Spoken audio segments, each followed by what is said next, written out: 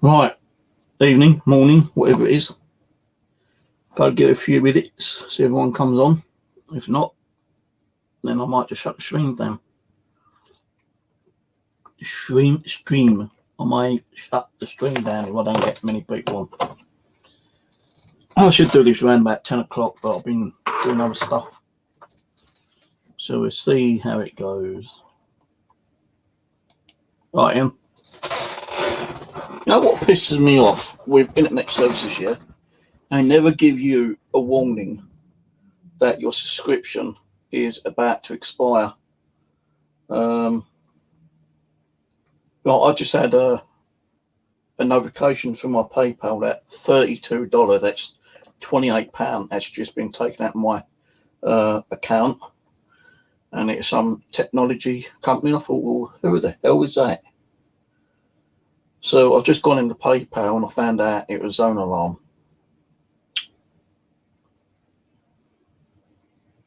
And I still had I think about 14 days or so left on my original account. And also sometimes I normally get it cheaper as well. So I'm not too happy with them at the moment. But I've left it until, well, I'll probably have a go at them tomorrow actually. I say I want you to cancel my account and I want my money back. Because you've got no right in taking my money without, sending me notifications. I didn't get a notification. But, sometimes they might give you a discount. But I'm going to try to get the full refund back. And then wait until I got a promo and then sign up again and get the promo account, which will only be about £20.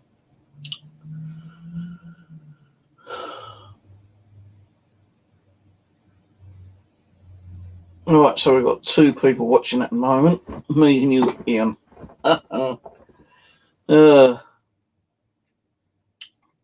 So we're just going to give it 5 or 10 minutes, see what happens. And if nothing happens, well, I'll say probably close the stream down and delete it.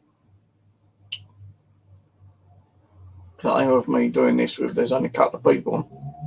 I know last night, I think it was, I'd done a little doll session and there was only 2 people watching. But I left it on. Hello, Ghost Watch. So I left it on, for about 6 hours, I think it was. I knew there weren't going to be many people around because I always used to do it through Google Hangouts where you used to get the notification of when I'm actually going to do a stream. But it's been kind of difficult to do that now because Google Hangouts ain't around. So what I will probably do in future is do a video, quick little video, 2-minute video saying when I'm going to do the next stream, and at least people will be able to see the video of me explaining what the next stream is going to be, time and date, and then hopefully people might remember it. See how it goes. But, been a bit of a strange night tonight actually. Heard a few weird noises going around, in the hallway. I heard a thump. I heard the neighbours, kids running around, so I knew that was them. And that was getting me a little bit annoyed. But I could hear things, in the hallway. I heard one of my doors thump. And I turned around to see if it was the cat, but the cat was underneath the chair sleeping, so it wasn't her. I've got my kitchen window open, but there's not enough draft for that to catch the door, open it and slam it. It wasn't like a slam. It's just a bit of a thud on the door. I was watching one of Jason Statham movies, the one where we've done that bank robbery. And I was really getting pestered by a fly. And, I kind of kept trying to swat the damn thing. And I kept missing it all the time. And eventually I did get it. I squatted it. It's still like moving around, so I stabbed it with a screwdriver, picked it up and threw it in the bin.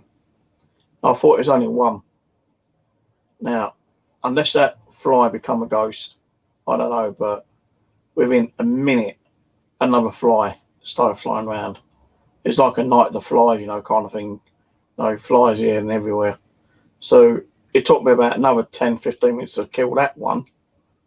And I'm sure I saw another one in here somewhere.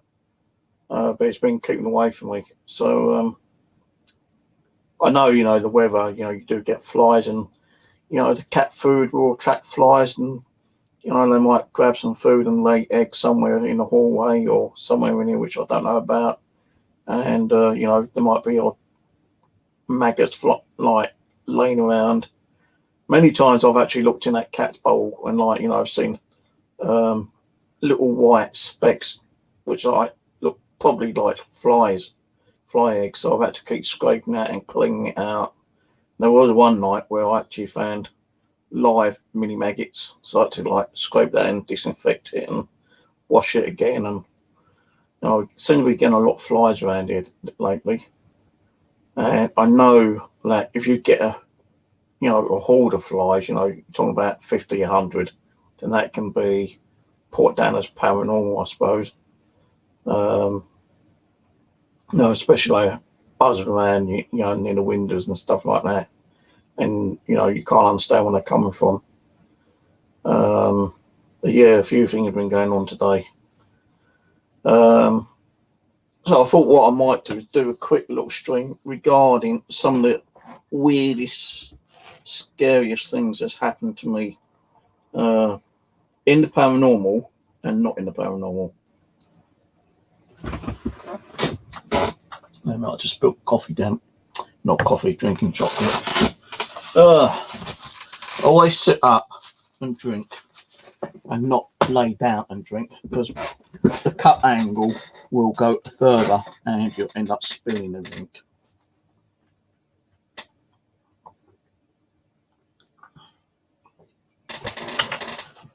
So I've just been keeping an eye out on my eBay. Still got the 2 radios up. Not long now, about 3 days I think before they get delisted.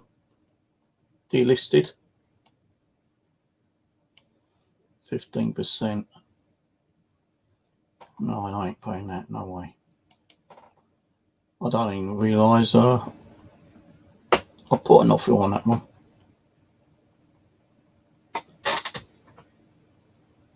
No, fuck that, I'm going to deny it. Because I don't even think that's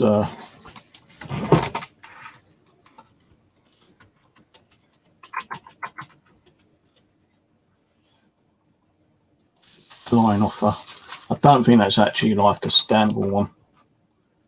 It's a TCM, and I don't even remember putting an offer for that.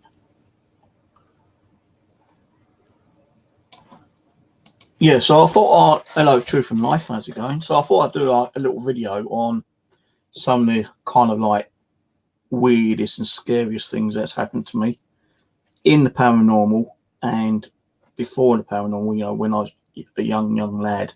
More like a little kind of scary story time, So I think, the first one was when I was in my early teens, about 13, 14. And I used to go to Wimbledon Secondary School down in Kent. And when it used to get dark quite early, about 4:30 in the evening, our school, closed about 4 o'clock. So it gave me half an hour sometimes to walk home.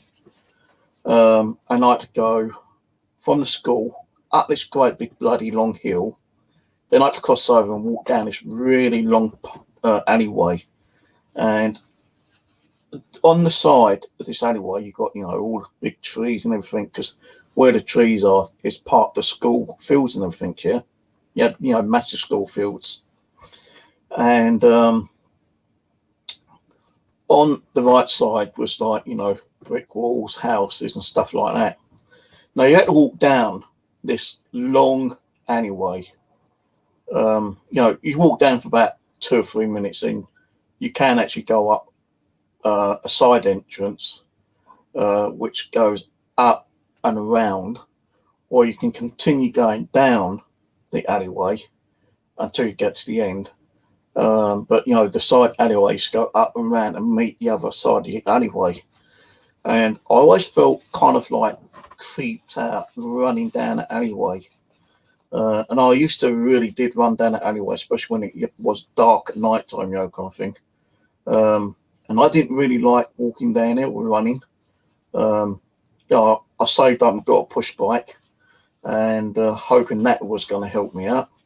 But with our school, there was a lot of push bikes being stolen. One time I've got to take my padlock and my bike got stolen. Then there was another time I bought another bike, second-hand bike, and I put 2 padlocks on and it got stolen. So where these bikes were being taken, I suppose like someone was probably going around, stealing the ones that probably had easier padlocks to like pick and or cut open, and then taking them to some bloody garage and spray painting them, doing up, and probably reselling them or something. But I had 3 push bikes stolen from that school. And the only reason I had push bikes, I did not like going down the alleyway. Sometimes when you go up the top of the hill, instead of crossing the alleyway, I used to walk all the way up to the top main road, and I used to come to the cross over to the right, and there used to be a bus stop there. And if I had money, I used to jump on the bus. But if I didn't have money, I had to go up the hill and cross and go down this really dark, creepy alleyway. Now there was a rumour that there was an old bunker there, and I never knew if there was or not until one day I was coming to school early, and there's a gap in the actual fence, and someone told me where it was. So I was looking around, and there was a brickwork, and you can see a hole going down. And I always wondered if I should go down it, but I never did because it was too bloody scary to go down on my own. And you probably need a flashlight, and you never know what might be creeping around down it, ghosts, animals, foxes, the wild beast of Wimbledon. But I always hated going down that alleyway. And it weren't just that one, I used to run down the alleyway, panting. I could not wait until I got to the end of it. Then I kind of had to walk all the way down this other road, until you got towards where the like a little shop is. If I had money, I used to go in there sometimes and buy my sweets and that. But then you had to walk all the way down this other road, past the nursery, which is not like a child nursery, but like a flower nursery. You had to walk past there, but you couldn't walk along that side of the road because there wasn't a footpath. You had to walk on the right-hand side of the footpath. And as you cross the road, you got a part of the Dartford Common there, where some of the crazies tend to hang around late at night. Then as you go past that bit, you've got a footpath. Then you walk all the way down the footpath, but just on the other side on that footpath, you got these fences, but some of the fences had gaps and holes. If you weren't too scared enough to walk through the fields, you could walk through the fields, or if you didn't feel like doing it that way, you just walked up to the top until you got to Tarkill Lane. Tarkill Lane used to freak me out, and I mean really freak me out. No, you got all these hanging trees over. There weren't hardly any lights. You got a raggedy, stony, bumpy little single lane kind of roadway, and you had to walk up there for about, I say, a minute and a half. But that minute and a half walking up before you got to the little side road that goes up to the infant school, which I used to be in when I was like an infant, you still had trees on both sides, where you had like the fields outside and you had these really creepy overhanging trees, and many times I heard some really weird, strange noise in there. Could have just been like, rabbits and foxes and, cats and all that kind of stuff, but it was really, really freaky. And as you go past that bit, and so you've got like a little road that goes up around to the infant school. And as you go around a little bit, you've got a little footpath that goes past the houses. And there used to be a house there what was really dark and gloomy. Never really saw any lights on during that time of the daytime. Maybe they might have been at work, but it was a really creepy looking house. And you had to, carry on walking up to the top of Tarkham Lane until you come to the playing field. And as soon as you got up there, you were safe, because all I had to do was walk across two little playing fields, and my house was over in the corner. But that going up that hill from when I leave school, going along the alleyway, that was spooky, and I mean really spooky. And when you're walking with someone, you can hear all these weird, creepy noises. I think one time we actually heard someone screaming, but it might have just been one of the girls like mucking around, going home with her friend or something, kind of thing. I don't know, but we heard a scream. And then Tarquin Lane, it was worse than the other lane, the first lane. Tarquin Lane was really, really creepy. And some of the times I didn't even want to go down here. If I didn't go, sometimes what I used to do is walk up that hill, and if I had the money, I wouldn't go along the first third lane. I'll go straight up to the bus stop and I'll get a bus. And as the bus goes down past the part of the woodlands of Dartford Heath, where the mental ground is, the asylum ground, as it goes up and it gets near to Tarquin Lane, if I still felt like I'm not going to go at Tarquin Lane, I used to get off like 3 stops up, and I used to walk all the way down Summerhouse Drive, and that took me like an extra 15 minutes. And sometimes my mum used to say, "Where the bloody hell you been? You're supposed to have been home like 20 minutes ago." And I said, "Yeah, well, I got up, I jumped on the bus and I got off at Summerhouse Drive." "Well, why didn't you go off Tarquin Lane?" "You'll be joking, going up that fucking creepy creepy lane." And she goes, "Oh, you're just being silly, But no, when you're kids, you do have a lot of fear. And I didn't like going up that Tarquin Lane. There's many times I've got off at Summerhouse Drive if I had the money for the bus. My dad used to work on the buses anyway, so if I knew he was actually going to be on that bus or a bus later, I used to wait until my dad come on the bus. And then, because my dad used to be the bus driver for the 423 or the 401.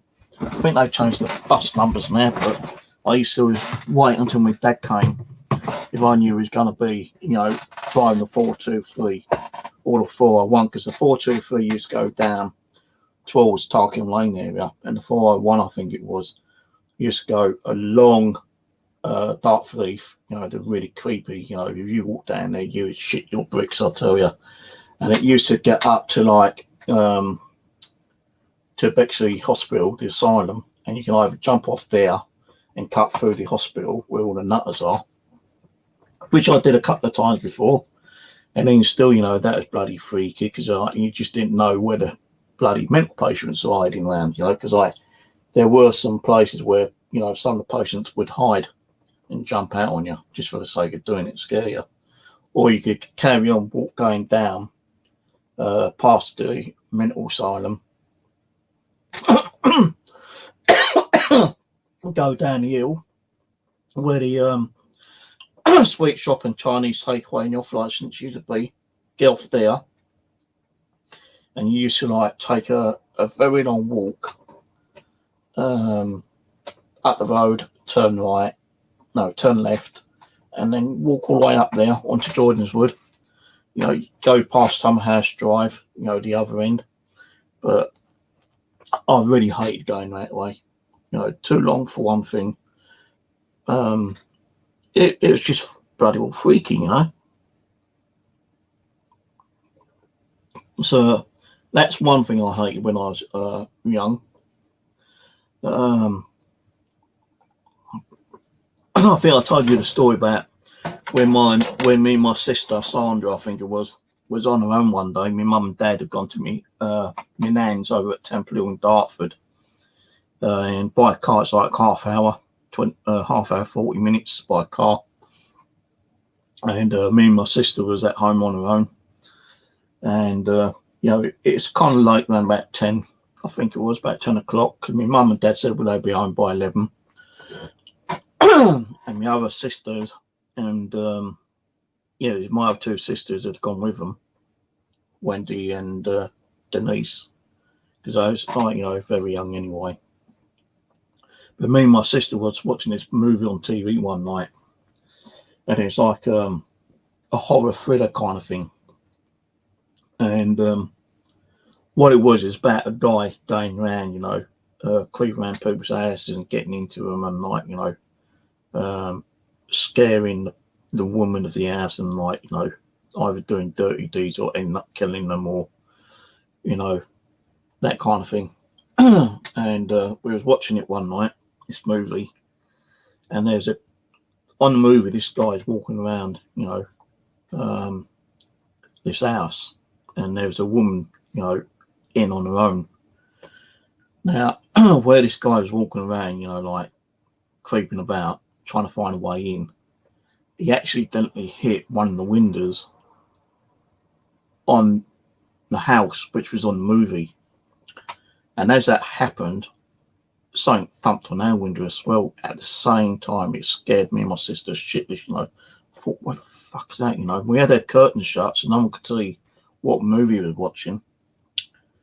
So I think that might have been like, you know, my first possible paranormal, you know, incident, but I didn't really class it as paranormal, because, like, you know, on a movie you hear the guy accidentally thump on the window, and at the same time something thumped on our window. So I'm getting up, you know, my sister goes, find out who it is, you know, go see who it is, go, you know, we was both fucking petrified. I ran in the kitchen and grabbed a carving knife, and I'm like looking out, you know, because the kitchen, you got window which faces the back garden, which you can look into, and then you got the window what faces out the front, where you got all the field and, you know, the neighbours across there and all that kind of stuff. Yeah. So I ran in the kitchen and grabbed a carving knife, and, you know, I'm looking out the windows, couldn't see nothing. Ran back in the living room, looked out the living room window, and couldn't see nothing out there. My sister goes, look in the garden, look in the garden. So I didn't really want to, but we opened the garden, you know, like the back door, and I looked in the garden. I'm holding this carving knife, couldn't see nothing. So came back in, knocked on the door, and I put the carving knife back, and we thought, you know, just, you know, our imagination playing tricks maybe, you know, kind of thing. So sit back down, and we've missed, you know, at least a good 5-8 minutes of the movie, so we don't know exactly how the guy got into this house. But the guy on the movie got into the house, and somehow he got into like this closet. I think maybe because like the woman was probably like taking a shower or something here, or doing something, because we missed that bit, and somehow he got into this closet here. Well, in the living room, you've got 3 doorways. You've got the living room that goes to the kitchen that way and to the back door, and you've got another doorway here, what you can go out and go into the hallway and go upstairs, and it also goes into the kitchen as well. And then you got like a doorway which is behind the TV in the living room, which is like it's more of a storage cupboard. Yeah, you know, we had loft, but we stuck a load of stuff in the cupboard behind the TV. So now we're sitting there watching the TV, and the guy who was hiding in the closet on the TV like banged on something. You know, I don't know if he meant to have done it or whatever. You know, it's just a TV movie. But would you believe, as soon as that happened, we heard something bang in the cupboard behind the TV. Well, what the fuck? What the fuck? And me and my sister was petrified. We couldn't do nothing, we couldn't go nowhere. It was practically like locked ourselves in our own place, kind of thing.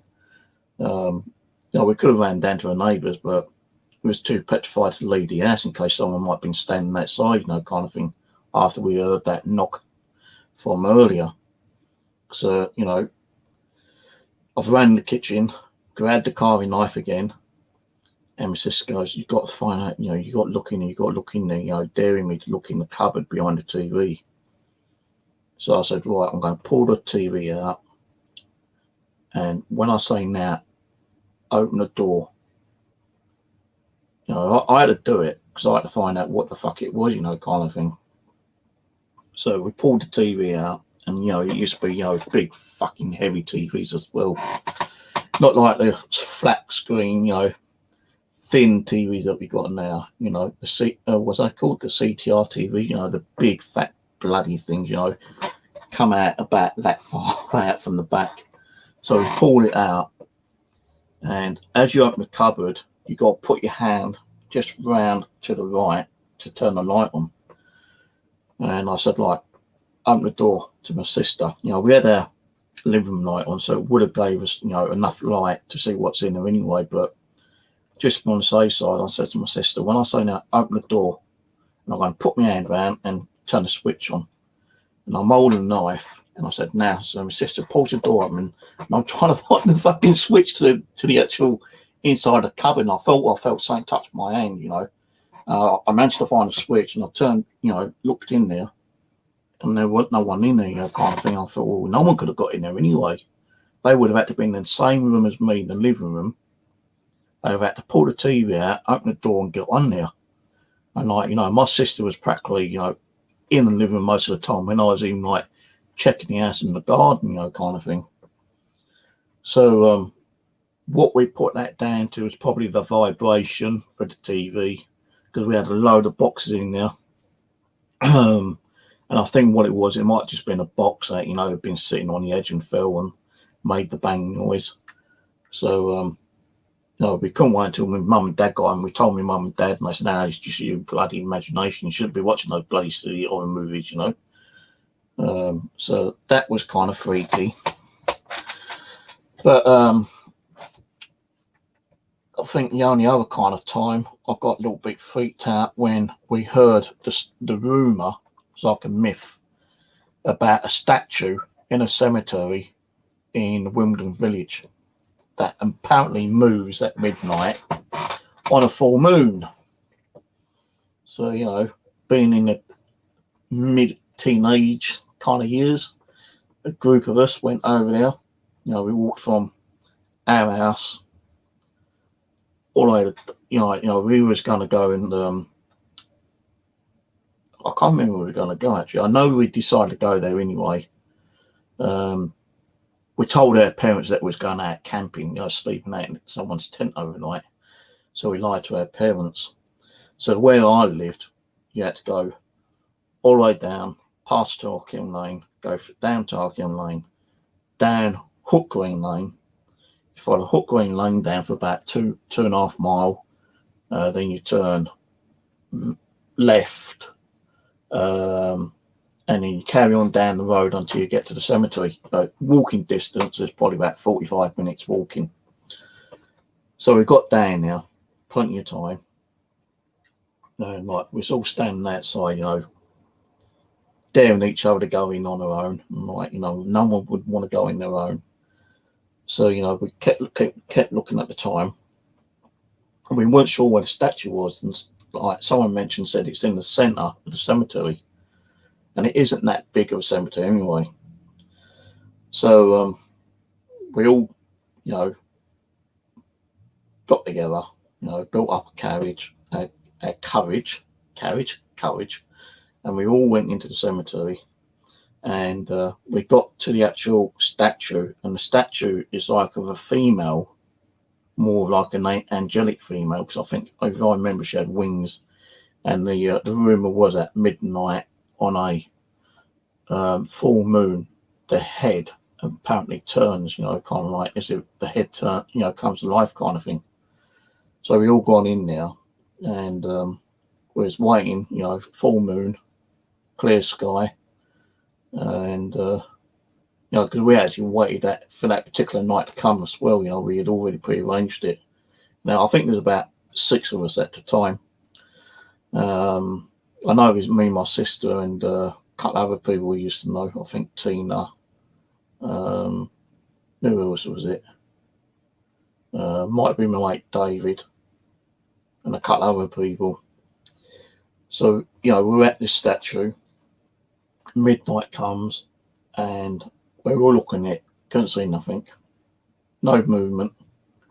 Then all of a sudden, one of the girls screams, saying, "It's moving, it's moving." Kind of like, no, 2 of them didn't even bother looking. They just like scarpered. And, the other 4 of us, like, including the girl who screamed, like, she didn't know what to do. She was like wanting to piss herself probably. And like, I didn't even bother looking. I just think, that's it, let's get, just what fucking heads, let's get out of here. Let's get out of here. I went, no, let's stay and see what happens. No, fuck that, So that was a bit freaky, kind of thing. I don't even remember if I actually looked at the actual statue's head, see if it's moving or not. I can't remember or not. Probably if I had it done, I'd have been running like a, headless chicken, kind of thing. So that was another kind of like scary thing. But that's the only 3 things that happened to me that I can remember when I was, like in my childhood times. Paranormal was after my dad died in hospital, because I was there with him the night he died, well, morning actually. Me and my sister Sandra, everyone else had gone home, like my mum, my stepmum, my other sisters, nephews, everyone else had left. So me and my sister Sandra stayed there. But Sandra said, look, I've got to go and like feed the kids, I'll be back later. I said, promise me, because I don't want to be sitting here on my own. She goes, no, I'll be back. And she did turn back. And, I'm sitting there on my own, talking to my dad, stroking his head, giving him a hug and kiss, and I fell asleep for a little while. Then I woke up, then my sister came back. And, I kept saying to my dad, not Dad, I love you so much. You need to, if you want to come back and visit me, come back and visit me. Just don't scare me, kind of thing. So it's probably like about 2 months after my dad died. He died in November, and I think it was like early January. And I've said this story many a time. I was in the kitchen making a cup of coffee around about 9 o'clock at night, and I've got my 3 kids. They were over upstairs. The wife was probably working late, and I felt like a tug right in the back of my shirt. And like I turned around and noticed I'm there. So I thought, well, imagination kind of thing. Well, this happened every night for a week, and I couldn't understand it. Every night, 9 o'clock, it happened. After the second time, I was like doubting, if it could have been my kids or anything. But where I lived in Devonshire Road, got the back door, the toilet, kitchen, and then between the back door, toilet, and back door, toilet, and kitchen, you got the little living room. And it wasn't like carpet, it was like that Lionel, like clear through plastic kind of stuff here. So any footsteps you would have heard. But after, like, on the 3rd night, I thought, what the fuck is going on? And I thought, no, it's got to be the kids doing it. Why would the kids be doing it though? Maybe just doing it for a laugh. So I've called out to my kids and said, did one of you just come down and tuck my shirt? No, we've been up here. I said, don't, like, no, seriously, we've been up here, Dad. So I thought, okay.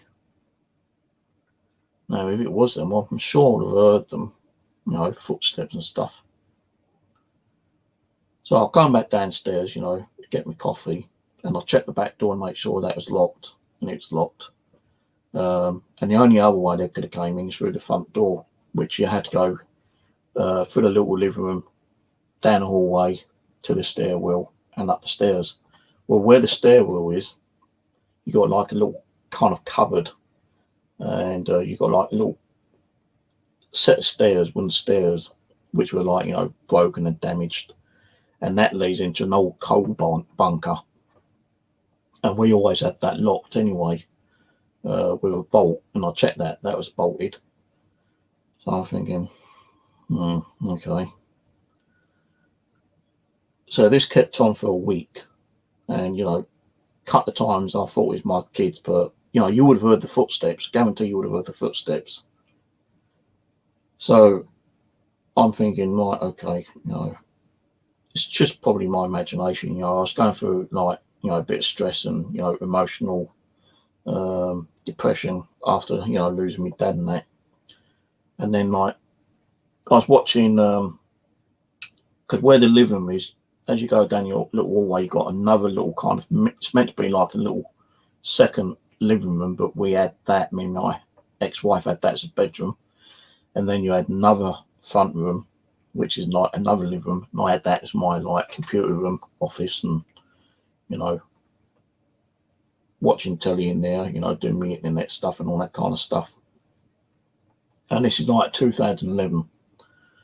No, 2012, early 2012, because my dad died 2011.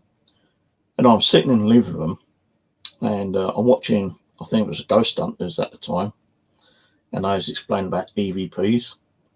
And I thought, wow, that sounds interesting, EVPs, Wish I had an EVP recorder. And something made me look at my Nokia, and I was looking on the settings, and it had a recorder in there.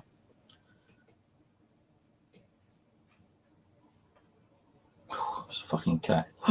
So there's a cat in the hallway scratching. So I've grabbed my phone, and I thought, what, I'll go in the kitchen and make myself a coffee, and I'm going to put the audio recorder on. So I boiled the kettle, and I put the audio recorder on. I said, any spirits around here, if there is, want to say hello to me, say hello, tell me your name, why are you here? No, I said a few little questions. It took about 30 seconds to ask the questions, and then I left it recording for about 20 seconds. I thought that's enough time. I didn't think I was going to get anything, but on playback, after you heard me answering the questions, within 2 seconds, Stephen, love you, son, and it was my dad's voice. Now, I already rang up my sister during the week to know about the tugging on my shirt. And she made a joke, maybe it's the ghost, And when I got the EVP, I thought, I've got to ring my sister up. I've got to let her know. That is my dad's voice. You can guarantee that's my dad's voice. So I rang my sister up, and I told her, I said, look, I've got something to let you listen to. She goes, don't tell me you've seen a ghost, have you, Stephen? I said, no, but you've got to listen to this. I said, before I play it, I'm going to explain. And I told her, I was watching Ghost Hunters, and they said about EVP. My sister goes, what's an EVP? And I said, it's electronic voice phenomenon. If you use an audio recorder, you're supposed to be able to pick up voices. So I played it on the phone to her. And the first thing she said, my God, play that again. So I played it again, and she goes, that's Dad's voice, Stephen. I said, I know. She goes, but he's dead. I said, oh no. And we both just fucking broke down crying. And I think that made her a little bit of a believer. She's still skeptical even up today, but she does believe in certain things, I suppose, in the paranormal world. Well, after that night, I think it's about a week later, me and my missus were having a really kind of rough time, having arguments. And for some reason, my son did not want to sleep in his room anymore. You've got 3 bedrooms upstairs. My daughter, Jessica, had the main big bedroom. My other daughter, Sarah, had the middle room, which had a bunk bed on it. Because sometimes the ex-wife used to have friends coming around to stay, which pissed me off. And then my son, James, had the back room, and there's a cupboard there, which had the boiler. And for some reason, he kept saying, I'm not going in there. I don't want to be in there, Dad. I said, why not? He goes, I just don't like being in there anymore. So he used to go in the middle room where my daughter was and sleeping on the top bunk bed. And anyway, me and my missus was having arguments. Don't know why, but we was having arguments. So I said, well, fuck you, I'm going to go upstairs and sleep at Jane's bedroom. And that's why I kept sleeping, for God knows how long. But I think it was probably about 2 nights after sleeping up there. I always made sure that door was shut, the bedroom door. And I was sleeping. And I heard something. I don't know what it was, but I heard something. And it kind of like woke me up. And when you're still like kind of half asleep and like, you're not fully conscious. I'm kind of coming out of sleep period and I'm going, and all of a sudden the door opens. First of all, it opened slightly, then it kind of like creaked open to like halfway. And I'm sitting there watching, I went, who's that? Who's out there? And I think it's I thought it's one of my kids. No one answered. So I got up and I've looked in the other 2 bedrooms and all my 3 kids were asleep. Went downstairs thinking it might be my ex-wife wanting to come in and have a word with me about something, but went down, looked in her room and she was fast asleep. So I thought, well, what the fuck happened there then? Who opened the door? Well, I shut the door. So I thought I'd do, a quick check around the place, check the back door, the front door, checked all the downstairs windows, even that little cupboard in the hallway, that was all locked. So I don't know what opened that door, So, next morning I asked my kids, they woke up and opened the door. Nope. Asked the wife, and nope, none of them opened the door. So I thought, okay, maybe I didn't shut it properly. I don't know. So the next night I'm sleeping, and this time something wakes me up. And I am in one of those sleep paralysis. I could not move. I couldn't speak, do nothing. And it scared me so badly. I said in my own mind, because I couldn't speak, I couldn't even scream out. It felt like someone was sitting on top of me. And it also felt like I was in a deep freeze. And as I couldn't shout out or scream anything, I just said, please stop, please stop, please stop, in my own mind, and suddenly it stopped. And that scared the shit out of me. I think that might be my dad, just trying to let me know that it's still around. So, I said, well, that's you, Dad, please don't do that again, for fuck's sake, scared the shit out of me. But over the, few months, especially when I'm in my room downstairs, doing, little YouTube streams and stuff like that,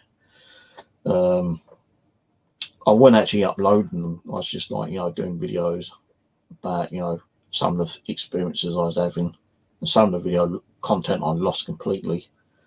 But I'm sitting there and you can see shadow movements going past the door, and you call out, think it's one of the kids, but no one answers. And I'm thinking, well, if it was one of the kids, you would have heard them come down the stairs. You would have heard them walking along the hallway, even without no shoes or slippers on, barefoot. You would still hear them walking along, because that hallway was a bit creaky, and it actually sounded like someone was walking along there. And I've called out a couple of times and no one's answered. I've gone up and said, you just go in the kitchen for something, And it seemed like someone was going down, the hallway as if they was heading to the kitchen. And that happened quite a few times. Also, heard whispers. I've definitely heard my name called a few times. Stephen, like that kind of thing. And I thought, right, that's my kid's got to be. And I've gone up there, and sometimes there would have only been my daughter Jessica there, and she would have been either asleep or on the computer or talking to one of her friends on the phone or something. And you say, you just called me or something? No. So I think it was my dad haunting that place for a little time, because he always used to come up to Devonshire Road when my ex-wife was having barbecues and parties and some kind of celebration, because he loved the food. He used to, like, keep mucking around with the females, even though he was remarried to Joan.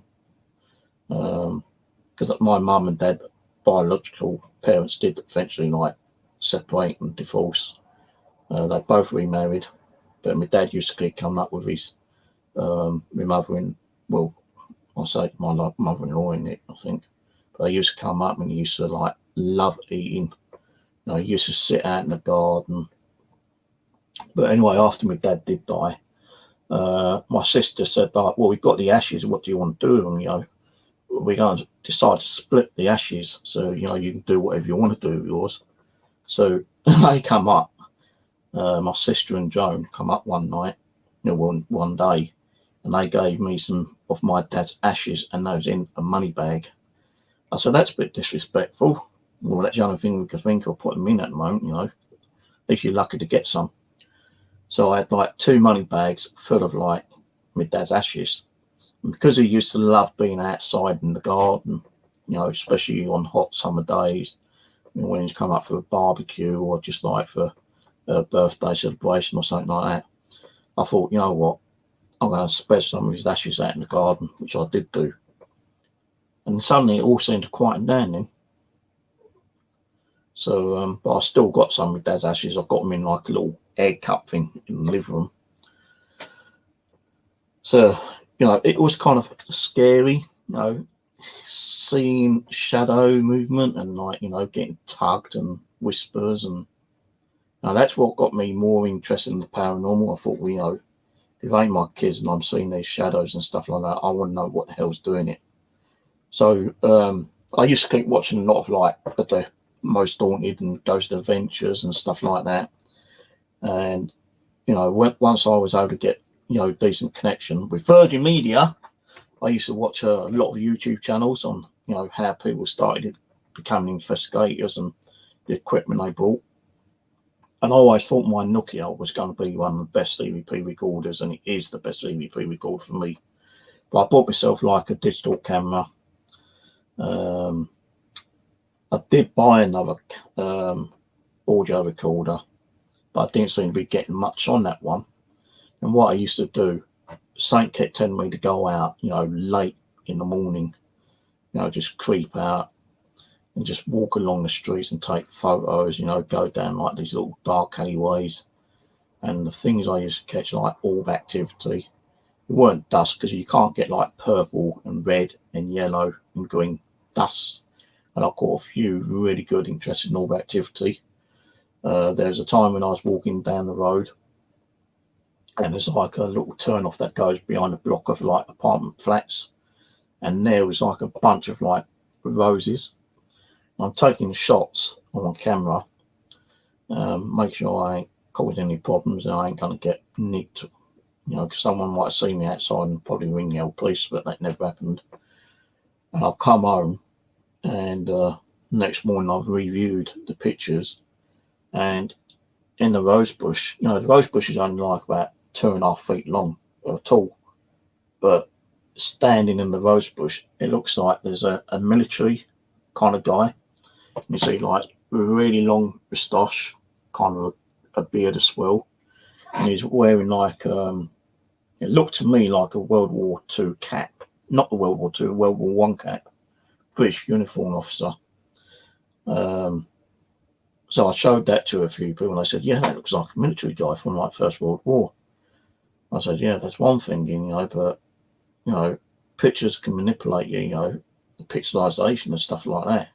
And I still do have it on my Facebook, actually, because years later, I was going through some of my hard drives and I found them and I uploaded them to Facebook, and I asked a few people what they thought they could see, and they even said that, it looks like a military guy standing behind the rose bush. Because, like, the rose bush, as I say, was probably about 2.5 foot. And this guy was, like, at least 5'9", 5'10", something like that. But it looks like, the rose bush was camouflaging in one way, but you could still see the head. You see the face, the beard. You can see part of his eyes. So I still got that on my Facebook somewhere. Then I started going to cemeteries and doing stuff down there. Got some crazy stuff at the cemeteries. you know, that'd be another story. I've actually told you some of the stories at the cemeteries, but I'll probably do another video repeating what I've got at the cemeteries. But the more creepier stuff that's happened to me since I've been doing paranormal is when Pete, Paranormal Man, said to me that, you know, he's got activity and, you know, I'm more welcome to go down because I want to try and get my own group. You know, one of my first videos in 2012-13, I said, look, you know, I live in, you know, Surrey, Mitcham, Surrey, and I'd love to get a group together. If anyone's in this area, you know, want to go out on a ghost hunt, let me know. But Pete lived down in Kent, not far from Sidcup. So he contacted me, he goes, look, you know, I've got a group, you're always welcome to come down and do some investigations with us. You know, my house is haunted. And I thought, oh, yeah. So he goes, yeah, if you want to come down, you know, come down, you know, I'll meet you at the train station, bring you around, you know, be looked after, you know, kind of thing, you know. So I took him up on that. First day I went down there, I still remember it to the day. I've even got the videos as proof. We done like a little session in his house for about an hour or two, yeah. Got a few weird things, you know, knocks and bangs, you know, which was coming from the living room, you know, bird cages being banged around a couple of times. We got some orbs, got some EVPs. The device were going crazy. I thought, you know, yeah, this place is fucking like got something going on here. So, you know, he invited me to stay overnight because there wasn't no way I could get home at like 2 o'clock in the morning, whatever time it was. So he goes, you know, sleep in the living room on settee, you know, get you some blankets and a pillow. You'll be okay, Steve, don't worry about. So I've gone in the living room, and normally, you know, I always put a blanket over my head, you know, if I can't get sleep, because it helps me to get sleep. So I'm laying there for about 20 minutes. Nothing's going on, you know. I felt a little bit kind of uncomfortable, but, you know, when you're in someone's house and you've had all that activity, you know, it does play on your mind. You're thinking, should I be here? You know, kind of thing. So I've just dozed off, and suddenly this tin can, Elvis Presley tin can, one of Pete's favourite collectibles, comes flying off the shelf and hits me near the feet. And I'm fucking jumping up and I'm fucking shouting out, Pete. No, Pete comes running down. He goes, what's the matter? I said, something just flew off the shelf at me, mate. He goes, you're joking. I said, no. They let me turn the light on. So he's turning the light on. He goes, well, what the fuck is it? And he looks on the floor and it's his prize Elvis Presley tin. You know, you fuckers, leave my tin alone. You weren't worried about me, really. He goes, oh, don't worry, Steve, you know, maybe it just fell down. You know, don't worry about it, you know. You're not going to be harmed, you know, just go back to sleep. I said, no, I want to go home. Pete goes, look, go back to sleep, you know, you'll be okay, I guarantee it. So I said, I fucking hope so, mate. That scared the shit out of me, I'll tell you. So I'm laying there, and 10 minutes later, I'm feeling tired again. I throw the blanket over me. And, you know, I've got the video as proof, you know, on the YouTube. And I'm just dozing off, and all of a sudden, bang, all down, well, I can't say it now. All these things come flying down off the shelf near my feet. I'm screaming out, Pete. He comes running there and goes, what's the matter? I said, I can't stay here, mate. I said, things are going crazy there. And I said, look. He looks. He's still concerned about his Elvis Presley bloody tin, but a few other things came flying off the shelf at the same time at me. So poltergeist activity in Pete's house scared the shit out of me. I said, Pete, you got to take me home, mate, or get me a taxi. You know, I'll stop somewhere and get the money. I need to get home. He goes, no. Now, Pete's son, Pee-wee, the reason why I call him Pee-wee, it's his nickname, but also his real name's Pete as well. Goes, oh, go up to Pete's room and just like take your blanket and sleep on the floor. Nothing's going to happen in there. So I said, well, if anything happens, mate, I'm fucking going. I don't give a shit if you take me home, take me to the station. Not, you know, I'm not staying if anything else happens. So I've gone upstairs, gone in Pee Wee's room, and I've lain on the floor. I'm petrified. I couldn't get sleep that night. I was so scared that something else was going to happen. And even like when I was in, I'm sure I saw like shadow movement in that room. So that's the only time I had poltergeist activity at Pete's, but we had a lot of other activity there. And I found out who it was who'd done that poltergeist activity because like a couple of days, well, about a week or so later, I've gone down there again. And we kept getting the name Edna and Arthur, Edna and Arthur. And I said, look, I believe they need to cross over. He goes, well, you come down and do a crossing. So I've gone down there and I believe I crossed Edna over, but Arthur was a bit afraid to follow Edna and he stayed behind. And I didn't know that he was still there. So, we've done a bit of investigation there as well. We still got like K2 hits and orb activity and EVPs and stuff like that. We even got Edna come through a couple of times on the ghost box before, I crossed her over.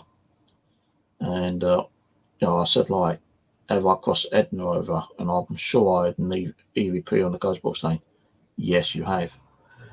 So I thought I crossed them both over.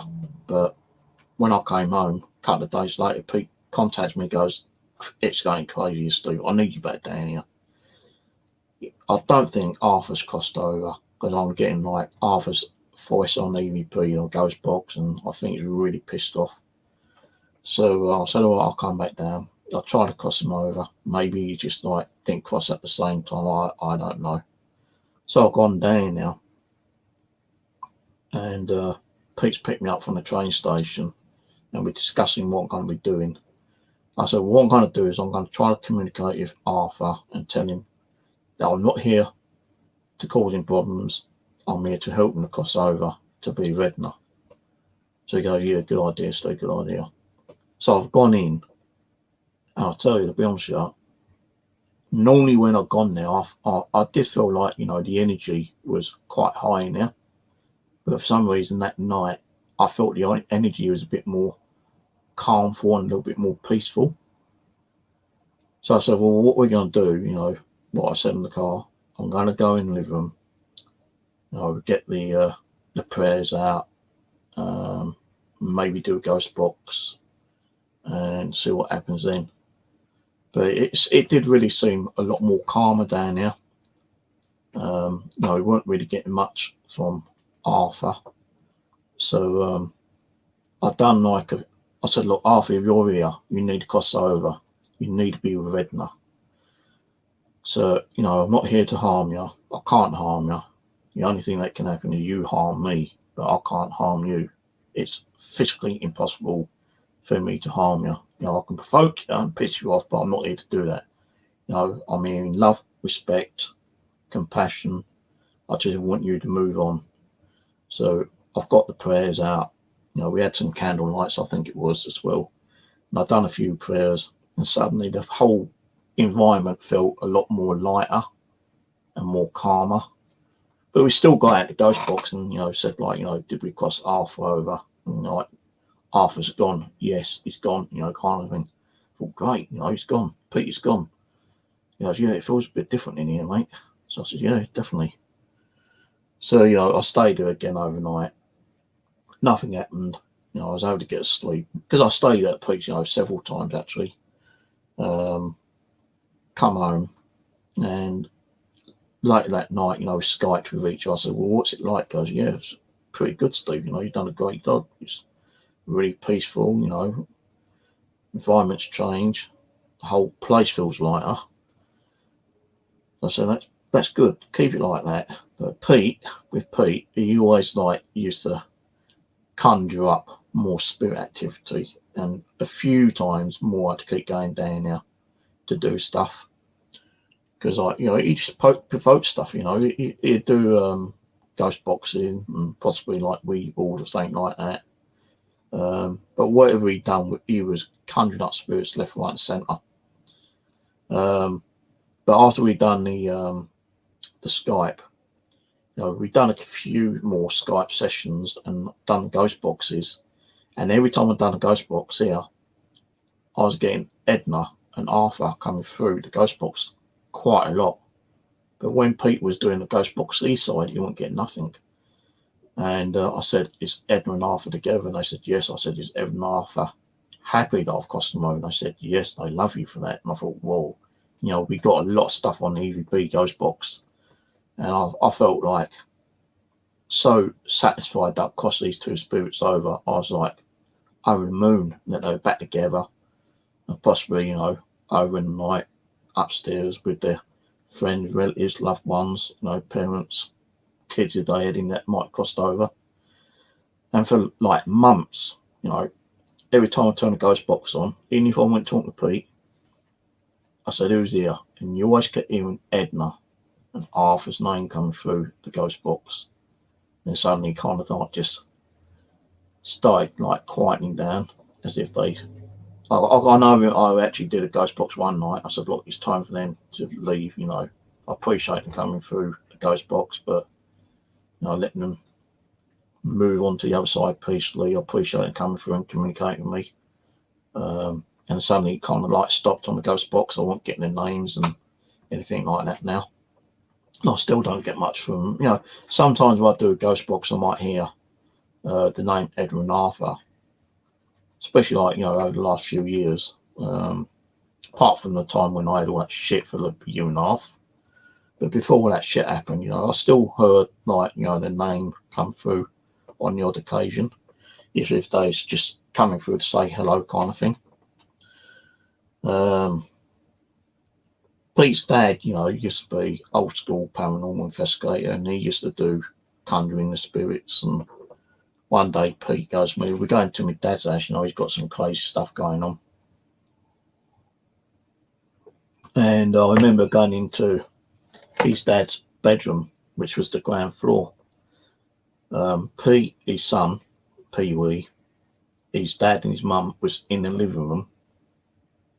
Now I'd like the I think I had my REM pod in now, K2 meter and a few other things in the living room. And I said, look, I want to be in this room. I want to be in your dad's room, see if I can feel anything. And I'm in there, just doing a little bit of communication, see if I can pick up anything. And I was like doing EVP. And I saw like a shadow go across the room. And I thought, well, was that me? Or is that like a spirit shadow? So I'm thinking, I don't know, and I'm in there. Then Pete comes and like opens the door, goes, you all right? Fucking hell, Pete, let me know you're coming, for fuck's sake. He goes, oh, sorry, you all right? I said, yeah, I'm all right. He goes, you come now, you're still staying? No, I need to still stay in there for a minute, mate. Give me, 5 minutes. So he goes, all right, because we're getting a little bit of activity in the living room. I said, all right, I'll be out in a minute. So I stayed in there, and I'm still seeing like this little shadow movement around the corner of my eye kind of thing. And then suddenly Pete goes, Dave, you need to come out here quick. So I thought, was that Pete? And he comes back to his dad's door and then like knocks on it, goes, come Steve, look, all the devices going off in the living room. So I've gone in there and the REM pod was going off, the K2 meter was going off, and the ghost box was bringing a few bits and pieces over. And while I was trying to like figure out what the hell was going on, Pete had a camera.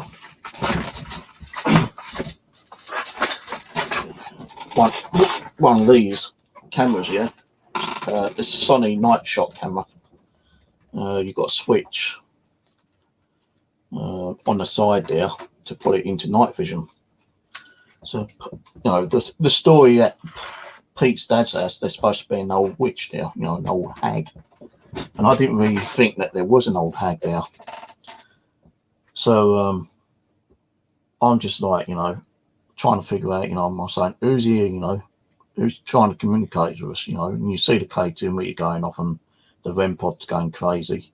And Pete's standing at the door, and he's got his camera taking pictures down the hallway. Now, down the hallway, just to the right, is where his dad's room is. Then you've got the front door, and on the left, you've got the stairwell. Now, Pete's sister, I think it was, was upstairs with the baby, so it wasn't her. But Pete's taking photos, and he goes, Steve, I think I caught something. I said, really? I said, what? He goes, look. And I couldn't really make much out of it, to be honest with you. And he goes, look, there's an old woman there. Yeah, it does look like a person. I said, look, Dan didn't send it to me, and I'll check it out when I get home. So that's what he done. And what it was, you could see the full-blown, well, I say full-blown, from head to waist, a really ugly-looking old hag or woman coming out that doorway. And she wasn't actually coming out, she was like halfway through the solid door. And that is the room I was in before Pete called me out. So I was probably trying to communicate with the old hag that was in Pete's dad's bedroom. And I thought, fucking hell, I've just been in that room. He goes, yeah. And you've been trying to communicate with the fucking silly cunt. I said, oh, shit, So, we had a Skype about that as well. So that was also scary, seeing what was coming out of Pete's dad's door. I'd have actually been in there for about 15 minutes or so, trying to communicate whatever was in there. Another time we went down at Pete's, we didn't get too much, but we was doing a Ouija board session in the actual kitchen. Now, it wasn't like a proper Ouija board, it's like one what Pete's dad drew out, I think it was, and was using a glass. And, it was spinning all weird fucking things out. We couldn't understand what the hell it's saying. Then the glass flew off the table, nearly smashed. Oh, fucking hell, man. And, in the kitchen, just on the side, there's a toilet. I said, I've got to go for a piss. Can I use your toilet? He goes, yeah. So I've gone in, and I've shut the door, and I've locked it. I just went for a quick pee, pulled the chain, and I couldn't unlock the fucking door. I just couldn't unlock. Pete, the door's locked. He goes, well, fucking flick the lock. I said, I have. I couldn't open the fucking door for at least 2 minutes. And I was really getting panicky, and suddenly I tried again, and it just slid through as if butter through jam. It just slid through. But well, why the fuck did it would not open? Oh, I don't know. Maybe it just got stuck. Or I just couldn't understand it. And Pete's dad was old.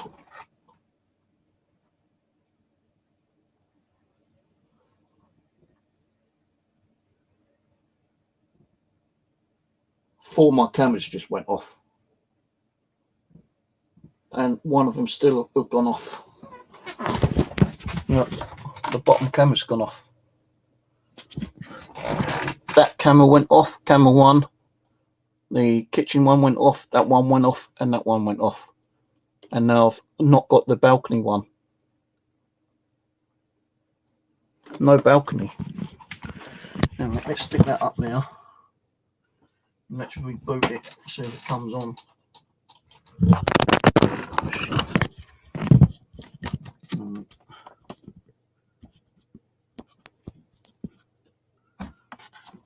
Alright.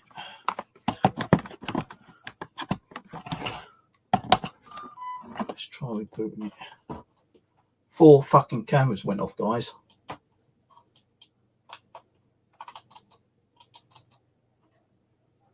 Can't even get into the menu.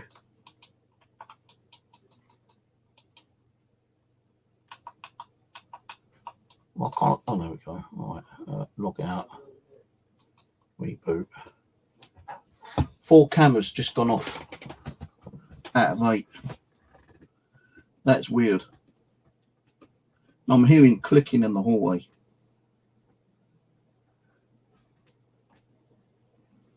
There's no reason those cameras should have gone offline. And if the balcony one goes off and stays off, I've got no reason why it has gone off.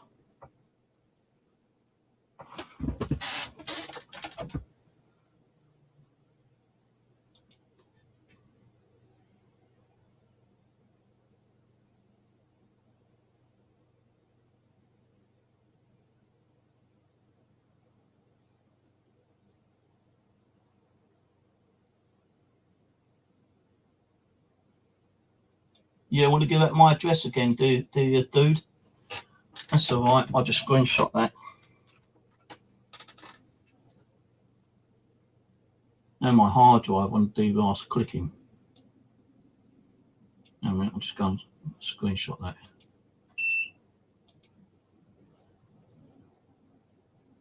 I've only given my address out to 2 people this month.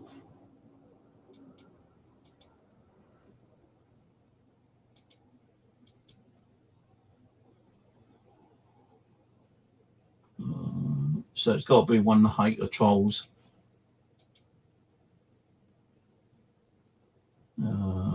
Troll.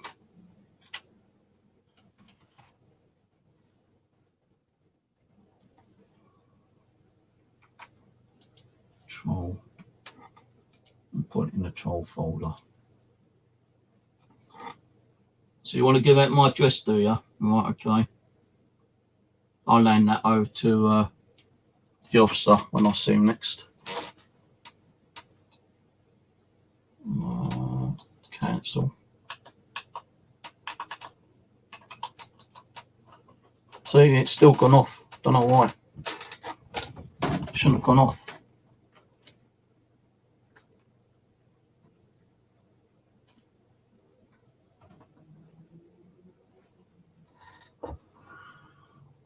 Don't know why the balcony one's gone off. All these were working earlier perfectly.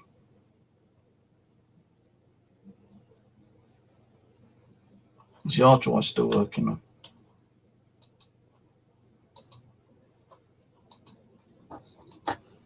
Yes, the hard drive's still on.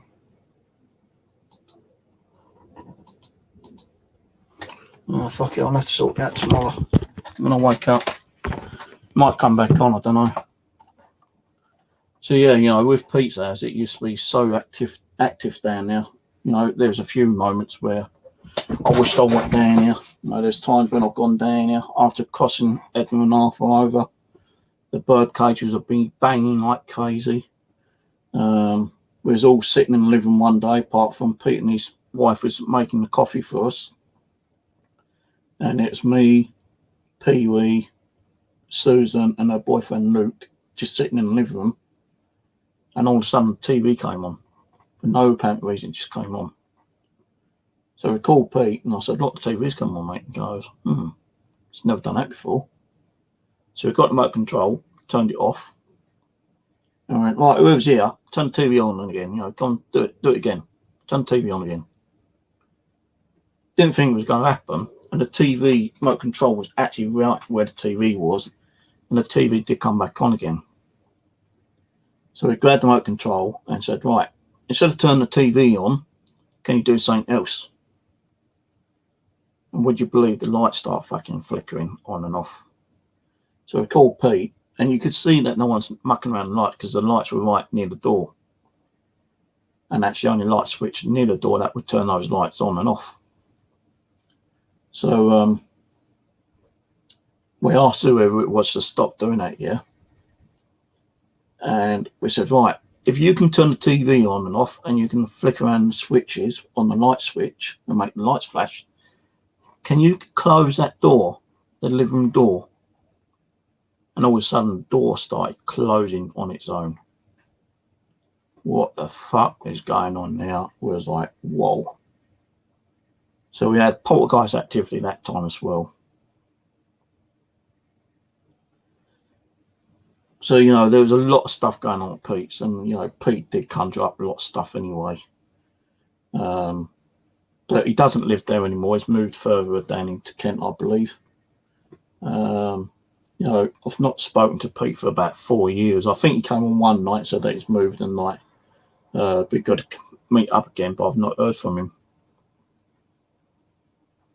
That's what I mean. I don't know how they get me address. You know, it's got to be from the old haters out there.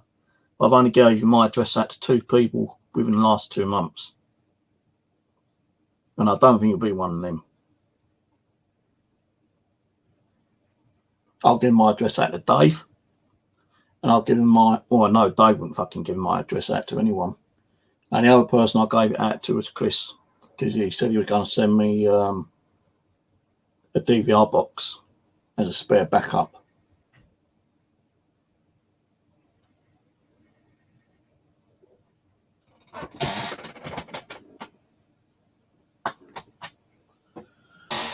I don't know why my DVR on the balcony's gone offline.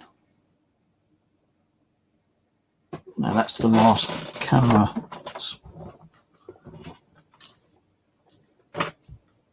Let me just see, because it could be a loose connection. Oh shit.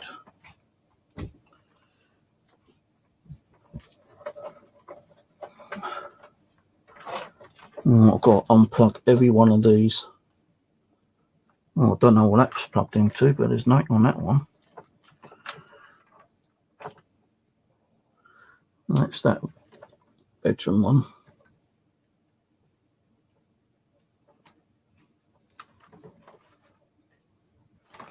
Well, I think it might have been a loose cable. Oh, no, my monitor's gone offline. I've got it back on now. I think it might have just been a cable, but why would all 4 camera cables go off? Why would all 4 channels go off if it's just one cable? That's weird. Paranormal experiences. Well, at least it's back on now anyway. I'll have to check all those cables tomorrow. The other kind of like spooky experiences I've had is here in, well, actually when I was at Hall Place before I moved here, actually, before I got to meet Pete. I went to sign up as a volunteer in a charity shop, and they said, yeah, we'd love to have you here, you know. And I started on a Monday, and I went in there, and it wasn't not that long after Christmas, you know, kind of thing. They still had like that white sticky spray stuff on the window. I said, well, one thing we want you to do, if you can, is try to get that stuff out that window, you know, do whatever you can. I said, well, funny enough, when I was younger, I used to be a window cleaner. So, yeah, you know, I should be able to get it all off. And lucky enough, I got it all off. And I said, as that, she goes, wow, you've done a beautiful job there, Steve. I said, right, what's next? And I was really happy, you know, chirpy, you know. And she goes, right, there's some stuff outside, you know, can you put those on the shelf for us? I said, yeah, certainly. So I've done that, and I'm still, you know, what was that word? Energetic, or whatever it is, you know, full of energy, you know, pumped up.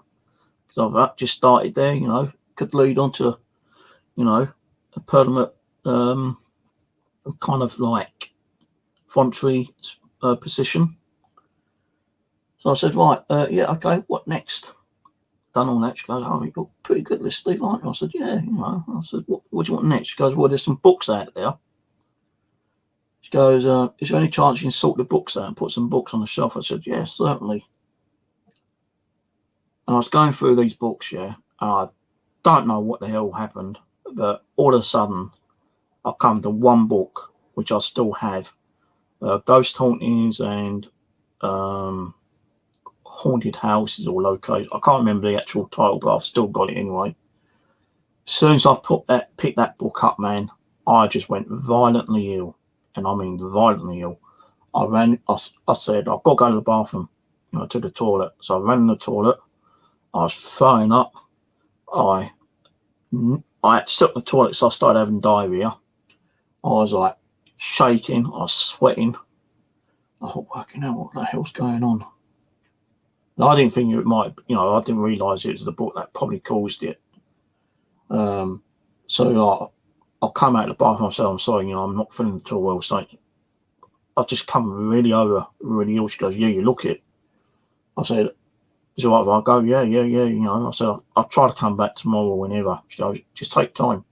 She said, you know, good job. So I said, I want to take that book with me. She goes, yeah, you know, 50% off, you know, 50p, but I paid £1 for it. And I bought the book home. Because I was living in temporary accommodation, Hall Place, Mitcham at the time. And yeah, I could have walked in 15, 20 minutes back to the place I was staying, but I saw a bus and I jumped on the bus, and that got me back home within 5 minutes, you know. And, you know, I got back into my room and I was still really ill. I was still throwing up, still having diarrhea, everything, you know. And I was like it with 2 solid days. And while I'm in the bed, I can see this fucking the whole room had changed completely. The environment changed a lot darker. I was seeing shadows. I was seeing a lot of weird shit happening, you know. I was having nightmares. Now, up the road, there's a church. And I thought, you know, I've got to go out to church. I think, like, something paranormal's going on here. So, you know, I'd already been doing paranormal for about 2.5 years anyway. So I managed to just about get enough energy to get my clothes on, and I went up the road. I had a bottle of water, and you know, the church opened about midday, and I've gone in there about 1 o'clock after the service. And I said to the woman, I said, "Is the pastor here?" She goes, "Yeah, do you want to see him?" I said, "Yeah, please." She goes, "You don't look too well." I said, "Oh no, I need to speak to the priest." So he goes, "Okay, you know, just give me a minute." So the priest come up to me. I said, "I need to speak to you. I need your help." He goes, "You all right? You don't look too good, do you?" I said, "Look, I know it's going to sound crazy, but I mean, you know, I do paranormal ghost hunting here, and just recently I picked up a book, and I feel like it might have some kind of like evil possession or presence attached to it, yeah." He goes, "Right, okay." He goes, "Well, I do believe in that kind of stuff. So what I'm going to do is I'm going to do a prayer over you and cleanse your body with the Lord's Prayer. You know, I'm going to give you like a mini kind of like, what's that word for it? Like christening, I suppose." So he's read the prayers out, you know, he's done the sign of the cross on my forehead with the holy water. He sprinkled some holy water over my body, and all of a sudden I started feeling better. I said, "Wow." I said, "Thank you." I said, "Thank you, God. You know, I'm starting feeling better because you look better." He goes, "I think you might have had a mini possession. You got to be careful on what you're picking up nowadays." He goes, "Are you sure you want to be in the paranormal?" I said, "Well, yeah, you know." And I told him the reason why I was doing it. And I said, "Look, before I go, can you bless this water for me?" And he goes, "Yeah, no problem." So he blessed the water. And I said, like, my place feels dark. You know, the environment's completely different inside it. Is there anything I can do? He goes, "Well, I could come down, but I'm completely booked." He goes, "Look, just read out the Lord's Prayer a few times. You know, go around the whole place with the holy water. You know, do crosses on, you know, like the walls, the windows, the mirrors, and really show that you mean it. You know, show the love and compassion. You demand whatever is there is to leave you right now. If you feel like it's attached to something, do it on that object as well." I said, "Well, I bought a book home, and it's only since I touched that book in a charity shop I started really getting ill. And like over the last couple of days, I've been seeing like these weird shadow movements. You know, I'm hearing voices and all this kind of crazy stuff." He goes, "That could be demonic." He goes, "Look, do what I've mentioned you to do, and if it doesn't stop, you know, you start feeling ill again, come back on Wednesday, because that's when we're open, Sundays and Wednesdays. If I'm free, I'll come up and, you know, do a blessing for you." So I said, "Okay, thank you." So I've come home and I'm feeling a lot better myself, but I was a bit concerned about going into my flat. So I've got the holy water ready, and I've got the, you know, I've gone in, and it still feels a bit dark, you know, a bit gloomy. So I picked up the Bible, and he told me where to go, and, you know, he even gave me a sheet with the Lord's Prayer on it as well. And I just started doing the Lord's Prayer, you know, "Our Father who art in heaven, hallowed be thy name, our kingdom come, thou shalt be done in art, in heaven," all that kind of stuff, yeah. And I was throwing water all over the place. And I was, you know, with the sign of the cross, "I demand you to leave right now." And I was doing that for about 10 minutes. Then all of a sudden, the whole place, you know, from darkness, it just kind of went really bright, you know, and the environment, the energy completely changed to a more peaceful energy. So I thought, fucking hell, I might have actually done a home cleansing. So Wednesday, I went back up there and I said, "You know, I really am grateful for what you told me to do." I went back and I said the Lord's Prayer. I practically doused my house with, like, you know, holy water. Well, not my house, but my flat. And I said, "The environment's completely changed." He goes, "That's good. It seems like you got rid of whatever was there." So you don't need me there. I said, nah. He goes, well, if it changes again, let me know and I'll come down. But it seems like you've done a really good job. It could have been like a negative energy attachment, and an attachment can turn into something even more worse than that. So what's that? It goes possession. Oh, fucking hell. So I went to that church a few times. I even took a fucking 2-litre bottle up there one day, and I said, Father, can you bless this water for me, please? So I've got some investigations I've been doing. And he goes, yeah, just be careful, show your positive love, remember God's there, to protect you, do your prayers, and hopefully, you might get some activity, good positive activity. Maybe you might help spirits move on. And then eventually, the council found out I was doing stuff in my apartment, flat. Not this one, where I was at Hall Place. And they said, security guard said, well, we've had a few people saying that you're doing it. We don't like you doing that. You can't be doing that. We're going to let the council know. So the council came down and told, said, you can't be doing that in here. What you do outside is a completely different matter, but don't do it in here. Because, it could scare the other tenants, and tenants will probably want to move out, and, we're going to lose money kind of thing. So I said, well, okay. But, I still done it, a couple of times, but not as much. And then, the council said to me one day, you need to be bidding for a place of your own, kind of thing, because you can't be all the time, If you don't start bidding, you can lose this and you could be on the street. So that put a bit of a panic streak on me. So I used to go to the notice board, and I used to look at all the places where, I could possibly move to. And there's one here, which I did not know was here. There was one in near Rains, not Rains Park, near Wimbledon. And there was one further away, and I was bidding on these 3 different locations. And one night I got the Ouija board out, and I was saying, am I going to move? When will I move? And they said, oh, you are going to move. It's going to be very soon now, going to be living near Stretton Vale. And I was getting all this off a Ouija board. And I thought, spirits lie to you, just putting your mind at rest, I suppose. But about a week later, I'll get a letter from the council saying you need to go and check this place out, being this place. And I had to come. There weren't no, I couldn't say, no, I don't like it. So even if you turn around and say you don't like it, I could be on the street. So I had to accept it. So the day I came here, I'd done all the paperwork, got the keys, and, got my internet up and running.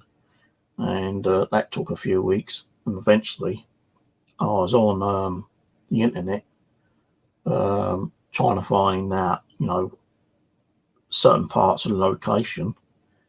And the Ouija board, I remember the Ouija board saying, you're going to live at Stretton Vale. Now, when I looked on the internet at my location, I'm on the border of Stretton Vale. I thought, what the fuck? So, something told me I was going to be at Stretton Vale. I couldn't make that up. I couldn't even think, that I was going to get there. My own subconscious mind couldn't even tell me that. It was the spirit board that told me that. And, I ended up here, border of Stretton Vale. So that was kind of creepy. What else was there?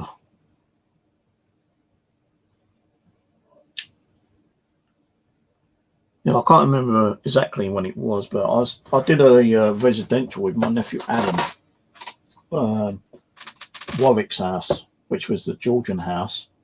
Funny enough, just practically opposite to the place where I used to be in Hall Place, same road, Church Road, 2 minutes away from the church. And I've known Warwick for a few years because he used to go over the Mitcham Common, and he used to trap rabbits, and he used to bother some of our fishing rods and do fishing. And when he told me that he feels like his house was haunted, and I thought, interesting.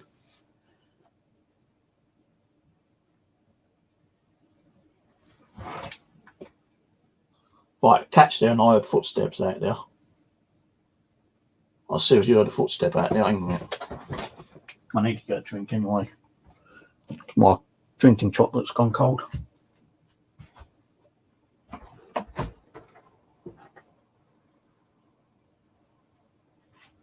Fucking creepy now.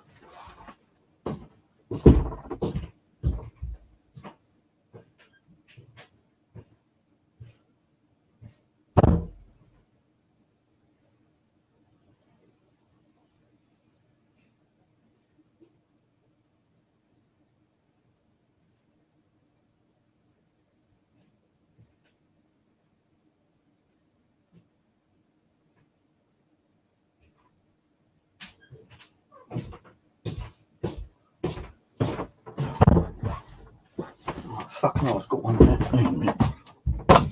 Take that one back out and put in the fridge.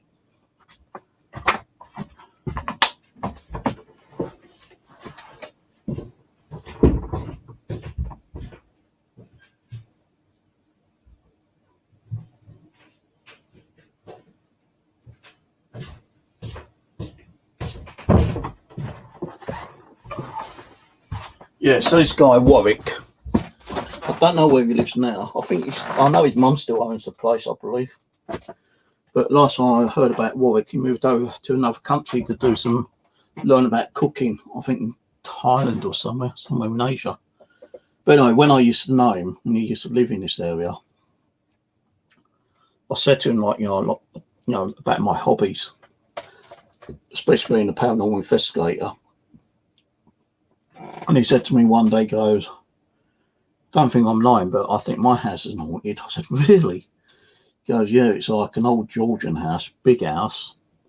And my mum said that one day she was out in the hallway and she saw a little girl standing on the first top flight of the stairs, because like their Georgian house is like 3 flights.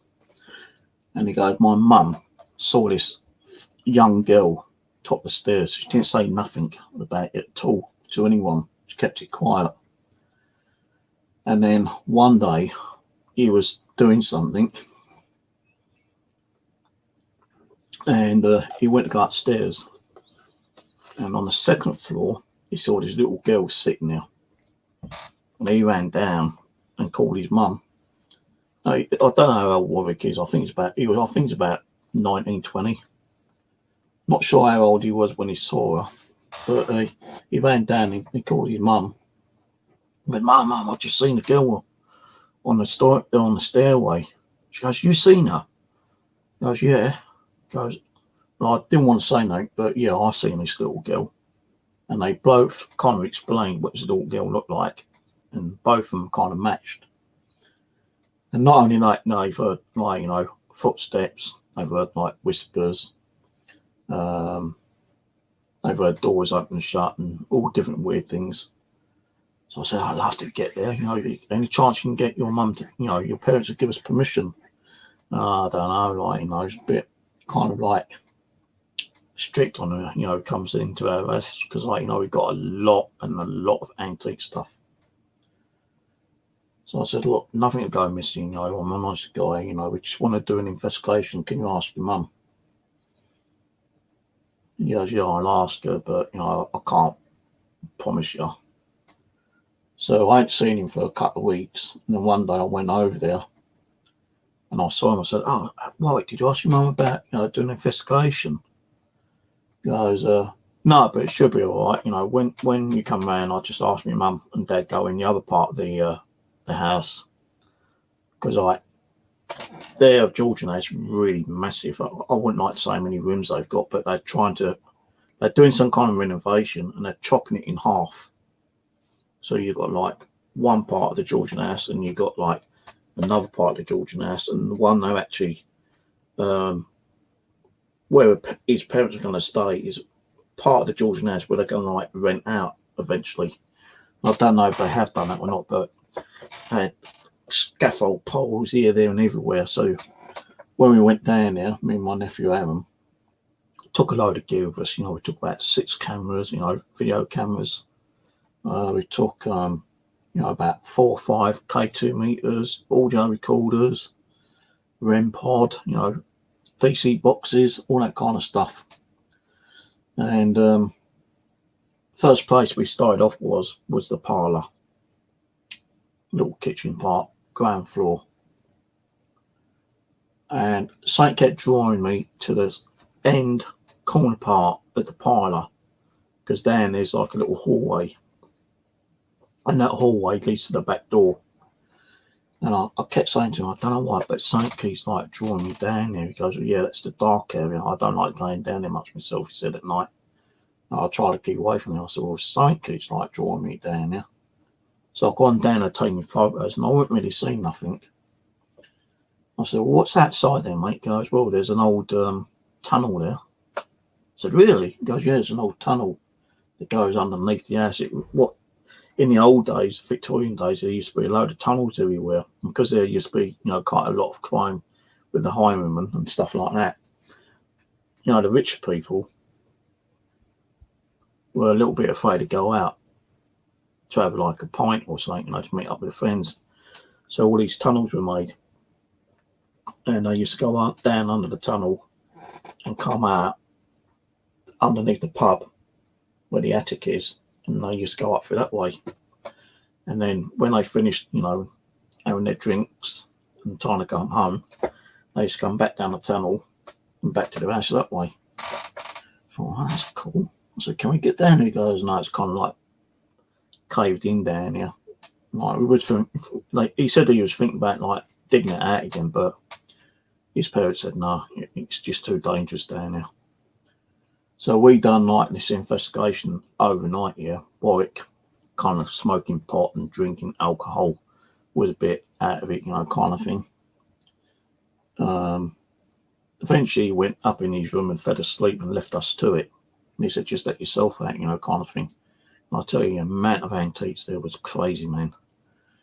And while he was awake, we moved upstairs into like the middle living room, and we had to go upstairs to the first flight where his mum originally saw that little girl years ago.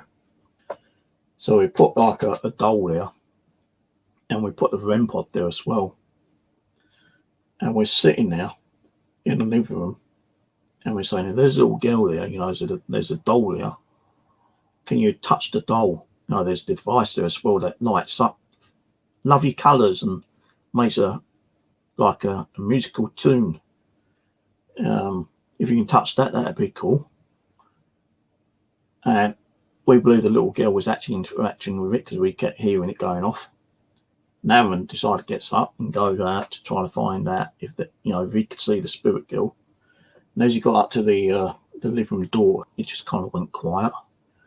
The old REM pod, went silent.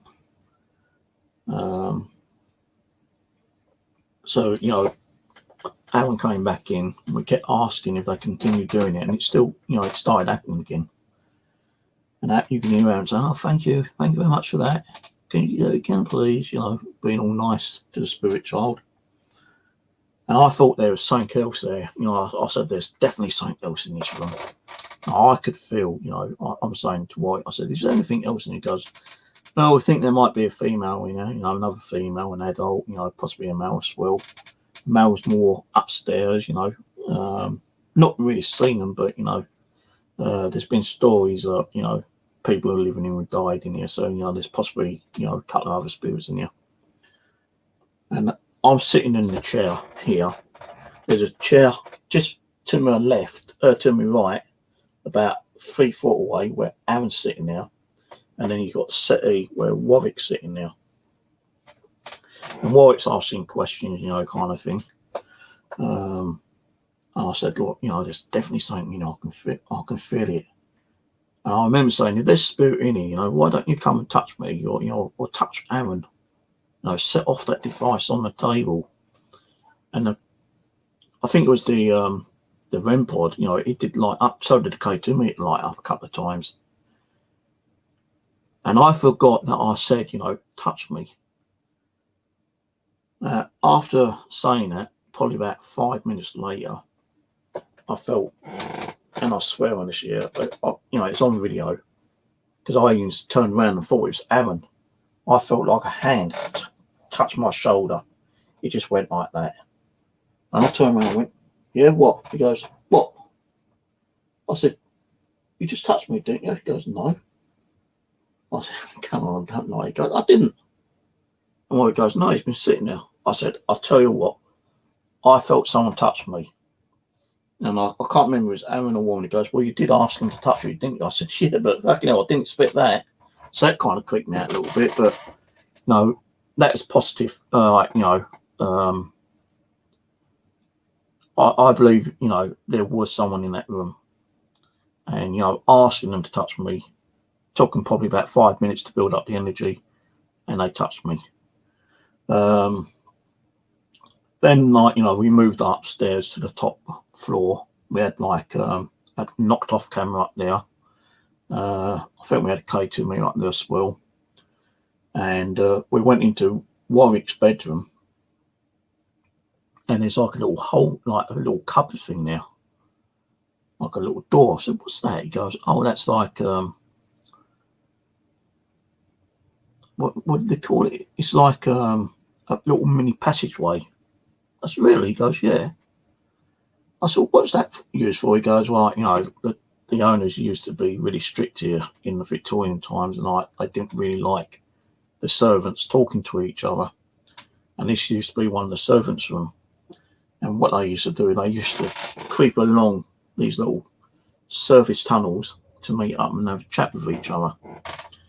And can I have a look? Open the door, and it's so small, probably like wide enough for a person just to creep along there. We didn't put no devices in there because, we all our devices was everywhere else, we didn't even think about, moving some stuff around.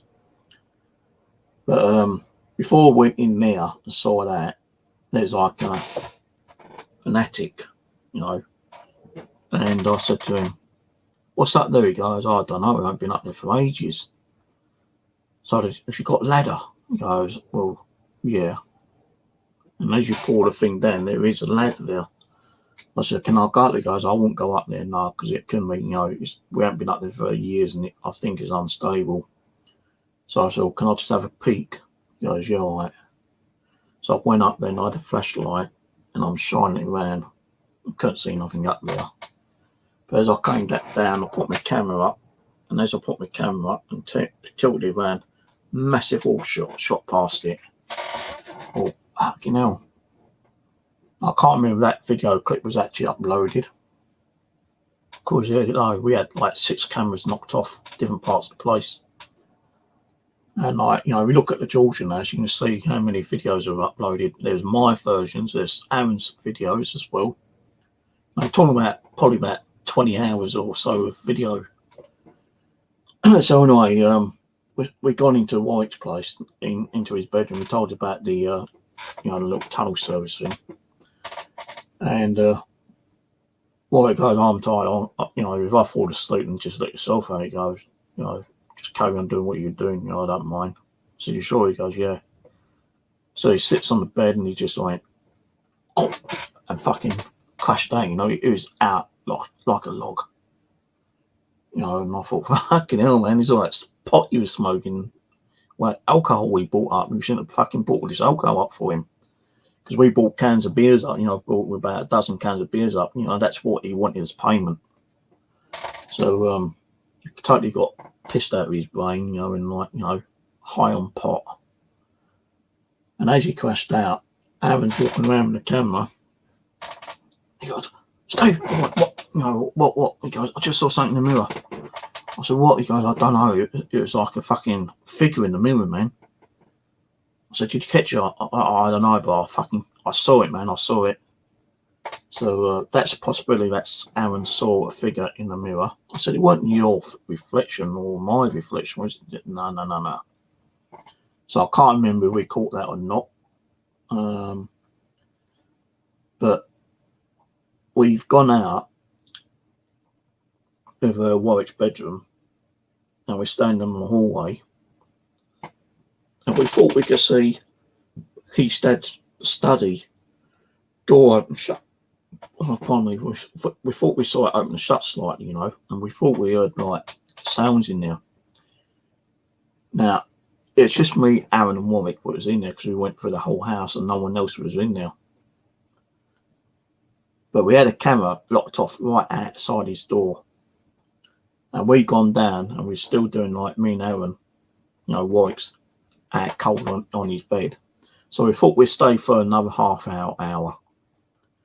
And then we'd pack up and get all our gear and just let ourselves out. Because Aaron had his car anyway and it's up the road near the church. So we went down into the living room and tried to communicate with whoever was there, you know, the one who touched my shoulder, you know, maybe the little girl. We were still getting a little bit of activity. And it was until, like, you know, we decided to pack up, you know, activity started like dying down a little bit. So we packed up and came home and we uploaded all the video footage. And it's only until like I looked at the knockoff camera, which was outside his dad's office. The door is one of the old-fashioned doors with the lift-up latches. And you could see the door moving very slightly. And suddenly the door kind of like opened and shut properly, and you heard the latch go down. And then suddenly the latch, you could hear the latch come back up again. Then the door starts moving slightly again. Whoa, fucking hell, is that poltergeist activity? No, we weren't getting things thrown at us or anything like that, but we've heard some crazy stuff in there, you know, and we believe we communicate with the little girl as well. And the next time I saw Warwick, I said, you know, crazy stuff, man. You know, I did promise the little girl that, you know, I'd give her a toy. And I've been carrying this toy around, you know, waiting to see you here on the common. I said, can you put that on the windowsill where we believe that little girl was? And he said, yeah, sure. I'm pretty sure she'll be happy with that. So, you know, just as a thank you to the little girl, you know, I gave him a little stuffed cuddly toy to take home with him. And then that's the last time I saw him, actually. He suddenly kind of like disappeared. And next time I heard that he had moved out of his house and gone to Asia to learn cooking. Because, you know, he always kept saying he was a chef anyway. But what made me laugh, he's supposed to be a chef. He couldn't even fucking cook a barbecue properly, you know. He used to bring sausages over and put them on an open fire and drop them on the dirt and then like start cooking them. Didn't really clean the dirt off. I said, I'm not eating that, you know. Nah. I said, there's nothing wrong with it, just a little bit of dirty, you know. But the heat will kill the germs. And even with the either the sausage or the chicken he brought over, it wasn't properly cooked and he just stuffed it down his fucking throat, you know, kind of thing. Well, yeah, okay, fair enough. Yeah, that was interesting. The other one was another residential, me, Aaron, and Simon James done. When I was, you know, years and years ago, I was put on a 2-year fucking course thing from the job centre, yeah, and you had to go there every day of the week. You didn't turn up, or you didn't have an excuse of not being there, like a doctor's certificate or something here, they stop your money dead. You know, they would suspend your money. So I had to keep going now. Now, we was on one particular course, and we had to introduce ourselves. Tell people, you know, in the class who we were, what our last jobs were, and our hobbies. So everyone went round, said their name, you know, told them what they used to do and their hobbies. Then it came to my turn. I said, right, okay, my name's Steve. I've done quite a few different kind of jobs, from security, working in a hotel, video restore, charity work, you know, many other jobs that I could go through, but I won't go through them. supermarkets and stuff like that. I said my main hobby, and I know you lot are going to laugh about it, but I'm a paranormal investigator. And one person said, "What's that?" I said, "It's a ghost hunter." And Kenny goes, "Wow, really?" I said, "Yeah." He goes, "I'm going to have to talk to you during the lunch break." I said, "Yeah, sure." And the one who was actually, doing the course with us said, "Yeah, I need to talk to you as well." So 2 people need to talk to me during the lunch break. I thought, I wonder what this is about then. So lunch break came, and Kenny told me that, she lives in a house in Mitcham, not far from me, and she's been having a lot of weird experiences. She goes, "I believe I'm like, more of a medium, but there's so much stuff going on. I just needed to stop. Maybe you can come and like do like an investigation or something, and see what you can pick up." I said, "Yeah, I can do that. It won't be like a full investigation first, but if I come and do like a walk around and do an EVP and take some photos and stuff like that, that's cool." He goes, "Yeah, that'd be all right." Then the woman who was doing the class goes, "I've got something." I said, "What's that?" She goes, "Well, my sister, she's got a young daughter, and her daughter's been acting really, really strange." I said, "In what way?" She goes, "Well, she's been drawing all over the wall." And where her mum said, "Why are you drawing on the wall?" She always turned around and said, "The man's told me to." I thought, wow, that's outside that bang. It's just slammed the shed door. So I said, "How old's the child?" And she said, like 6 years old. I said, "Look, I don't think I could probably do that one because, like, it's a child involved.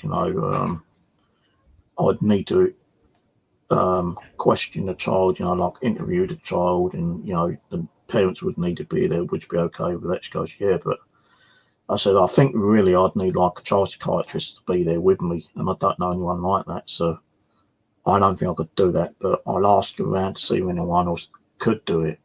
And she said, "Yeah, that'd be cool, great." I asked around, and like no one was interested, or I didn't know anyone who could do it. So I don't know what happened to that woman and the child. I hope she did sort it out eventually. But with Kenny, we arranged for her to take me to her house straight after the course one particular day. So I've come home, got all my gear, I've gone on the course, and I said, "Look, I've got a camera, K2 meter, and like a video camera. What I want to do is just have a walk around, ask you a few questions, like a little mini interview kind of thing. Tell me what kind of things you've dealt with, seen, sensed, what activity." And goes, "Yeah, fine." So after course, she's taking me down her house, and I thought, "Well, this ain't close. This is quite close to my place. Actually, it's only like 2 bus rides. Even if I walked here, it only take 45 minutes to get here." So anyway, she's taking me upstairs, and Kenny's a black woman, and she's got a black child. Now the child was at her mum's house, but she allowed me to do a walkthrough. So I'm walking around, doing EVP. I've got K2 meter, and I'm getting crazy hits in the hallway. I said, "Look, hang a minute. Your fridge freezer is leaning against the kitchen wall, and at the back of the kitchen wall is the back wall to the hallway. Is there any chance you can turn it off for a minute?" Turned it off, and the K2 meter's still going ballistic, and suddenly it just stopped. So I said, "Right, turn the fridge freezer back on again." Just turns it on, and nothing on the K2 meter for about a minute or two, and then suddenly it just went crazy again. So I've gone in to her son's room, and I was getting a few like little flickers on the K2 on there. And I'm taking random shots on the camera. And I'll come in the hallway, and she said the mirror in the hallway, she feels it's possibly a portal, because many times she's seen shadow movements going up and down the hallway. She's seen like reflections of what she might think is like spirits and light anomalies in the mirror. So I said, "Right, I'm going to take some photos. If you can go in the living room be out away for a minute here because I need a bit of space, and I'm taking photos. And on that one day, this is the original printout. I don't know if you see it, but that's me in the hallway taking photos, and right next to me, where's my finger? Right here, there's a little boy standing right next to me. He's got like a brown kind of like jumper on, short sleeve jumper. Looks like green trousers. He's got short hair. You can see like he's definitely like a white boy. And I did not see that until I got home and went through the pictures. What the fuck have I caught there? And then not only that, someone mentioned that on that same picture, you've got someone kind of like looking at the doorway there, right here.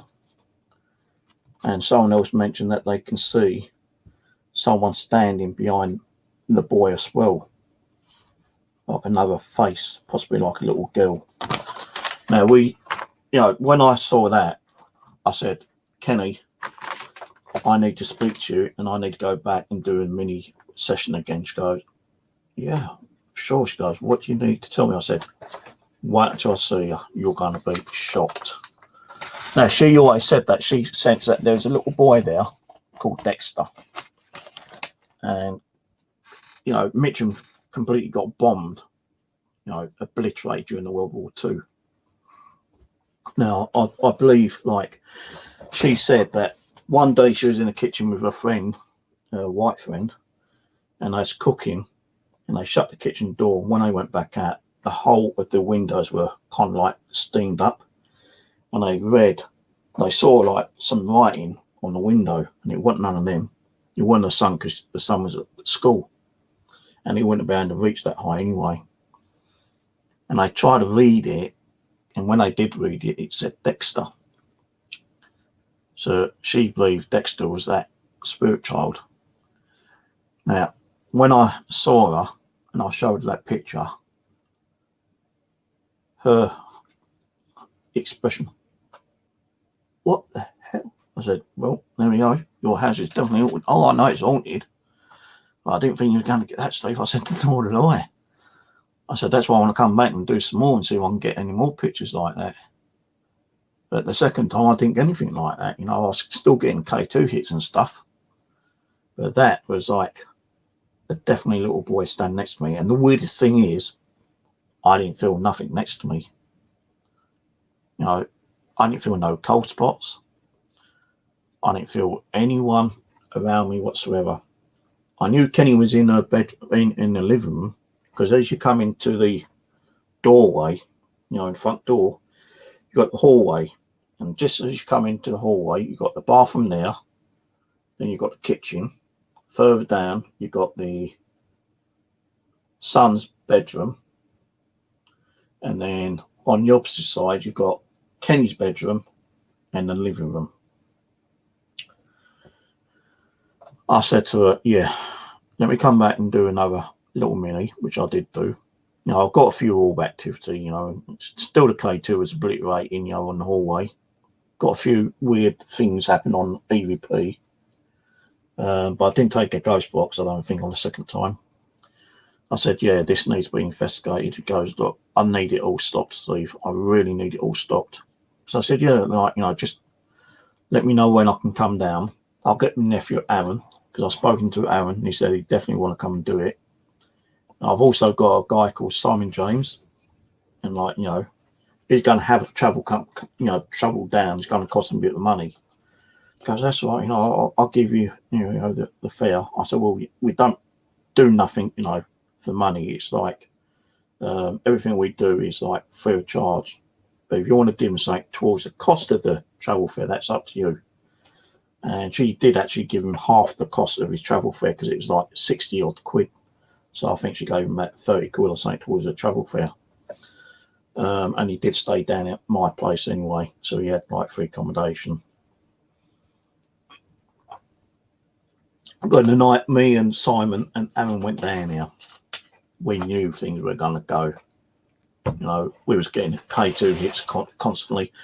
Her friend, who was a white girl, came and stayed overnight with us. And, like, you know, we done like an interview with both of them. And, you know, just got some information on what had been going on. And she said, like, it's definitely a mirror. It's definitely a mirror. And I said to her, oh, let me have the mirror. You know, you need to get it out. Oh, I've already given it to her now. I promised her. I said, you shouldn't be giving it to someone else, you know, because, like, it could affect her as well. Because, oh, that's all right. You know, I know that my house is haunted by my mum. So, you know, I'm okay with any other extra spiritual kind of goings on. I thought, my God. You know, I'd like to have taken the mirror off her, but she gave it to a friend. It's still there I think when we went then and done the investigation, but she promised it to a friend, so I never got it. But, you know, we was there all night doing. Did you hear that? That's my door slamming. That's my fucking door slamming. So all night we had about 4 cameras running. Aaron had his one. I had one in the hallway. I was actually using one, and Simon had one. All right. So there's probably about 15, 20 hours of Kenny's, mine, Simon's, and Aaron's cameras all running. I'm even taking pictures. And there's one time I went into Kenny's bedroom, just taking random shots. Simon was doing something in the living room, I think he was. And Aaron was in the boys' room, I believe.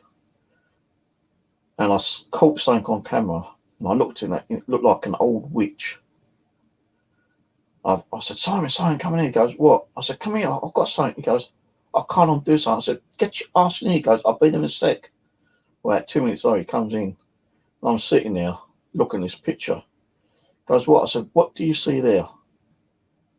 He goes, where did you catch that, Steve? I said, in that mirror. What do you see? He goes, looks like a fucking old witch, mate. I said, he goes, I'll tell you what, you leave the room and let me stay in here, and I'm going to try to debunk that. Well, you can't really debunk the same image.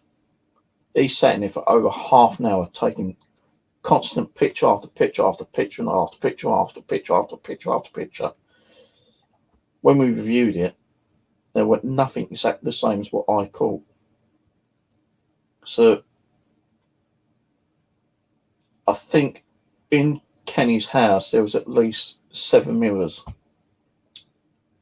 I know she had one in the boys' room. She's got the one in the kitchen, one in the bathroom. She had that one where I caught that little boy facing down taking pictures, and she had a bigger one to the right of me where I was standing taking those pictures.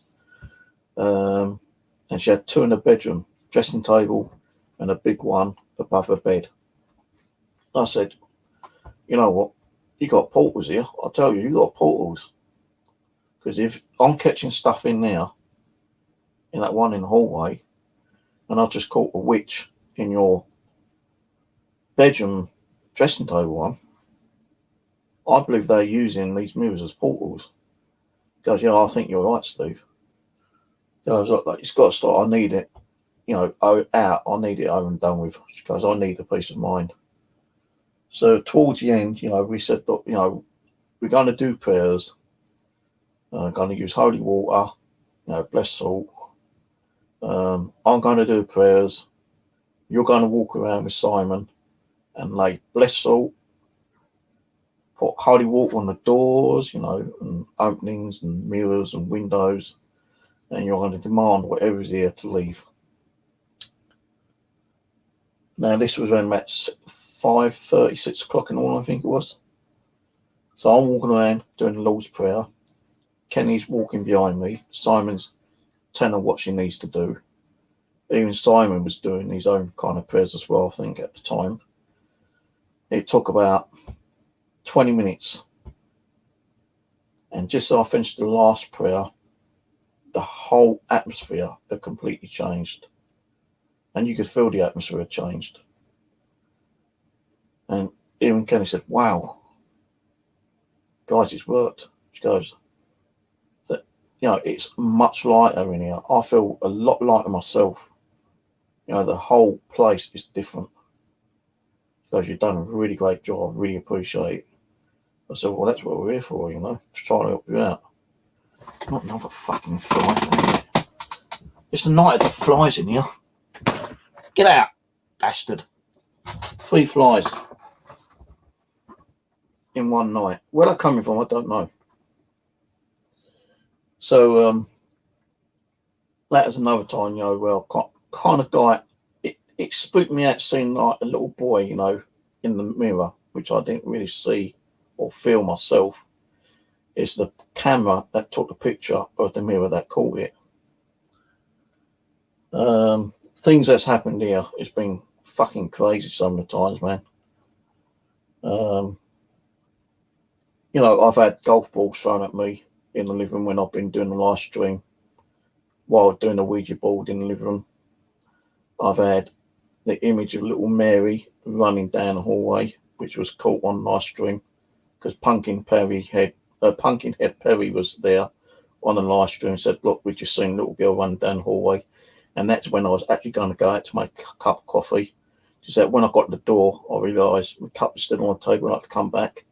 But the spirit of little Mary knew I was coming to the door and it probably frightened her and she ran down the hallway. That was captured on live stream. The Xbox 360 in the kitchen, 45 minutes of an Xbox stick figure man in there. Even when I went in there, and I was in there for about 5-10 minutes trying to debunk it, it's still there on screen. It's only because I put my hand on the Bible eventually, thinking, well, let's move the Bible. As soon as I went to move the Bible, it disappears off screen. Orb from the microwave flying across to the cooker, and instead of just going through the wall, it shoots upwards and expands, and on the screen freeze on it, it looks like a 4-foot angelic kind of like being, pure white.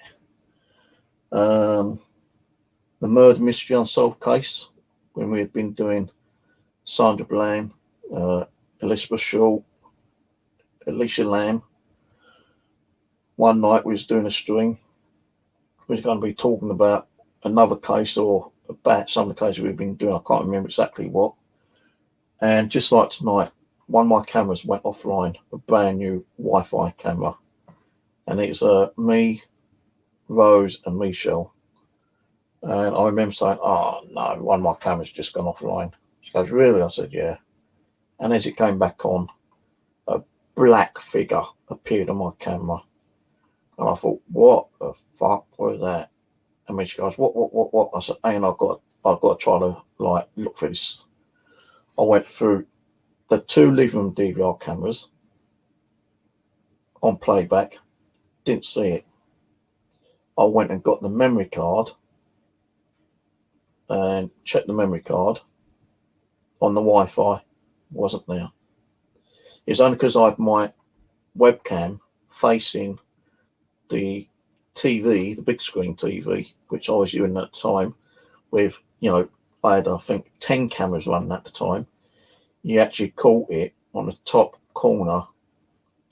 left-hand corner of the screen where the camera goes offline and comes back on, and suddenly you see this black thing just appear on the screen for about a second or two, yeah. Perry, Pumpkinhead, was on. He came on later. He looked at the video and he was able to do a screen frame to frame.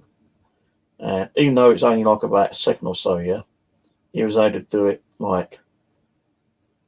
frame by frame by frame, which made it last probably about 30 seconds to a minute. And he said it appeared as like a mist figure, then it got thicker into like a foggish thick figure, then it came into a big kind of blob, and suddenly it expands into like a humanoid, and then you can see it striding You can see the legs, you can see the arms, you can see like a long black cloak or coat. The only thing is you didn't see the head, because where the camera went off, the camera was facing up here, but when the camera went off, it sets itself back to default, so it goes down. So when it goes down, what we saw was the head down to the feet. And when you saw, on freeze frame, you can see the head, not the head, you can see the shoulders, the body, you can see it actually striding. Then suddenly it goes back into this thick fog and then back into mist and disappears. All within about a second or so, yeah. But the way he done it, it lasted a good 20 seconds or so. But when I asked him last year if he still had the video, he said he might have it on his laptop, but I never got no response from him. But he did do a video. We did see it, and even when I saw it, I done my own like kind of freeze frame, and you see the black figure on a freeze, because it comes out as like a big black blob at 1 second, then the next split second you see like a full-blown apparition, apart from you can't see the head. Now we believe that might have been Sandra Bland. That's what we got on the Ouija board, because she was so happy that we tried to communicate and show the evidence that she was wrongly arrested. She was practically murdered in her own cell by the police department, and the police tried to hide the evidence. We actually did a full episode on her. Now I can't prove it is her. It's just what the Ouija board said, it was her. So that when I seen that on camera, that scared the shit out of me. Yeah, that really scared the shit out of me. I was thinking, no, that's it, no more paranormal.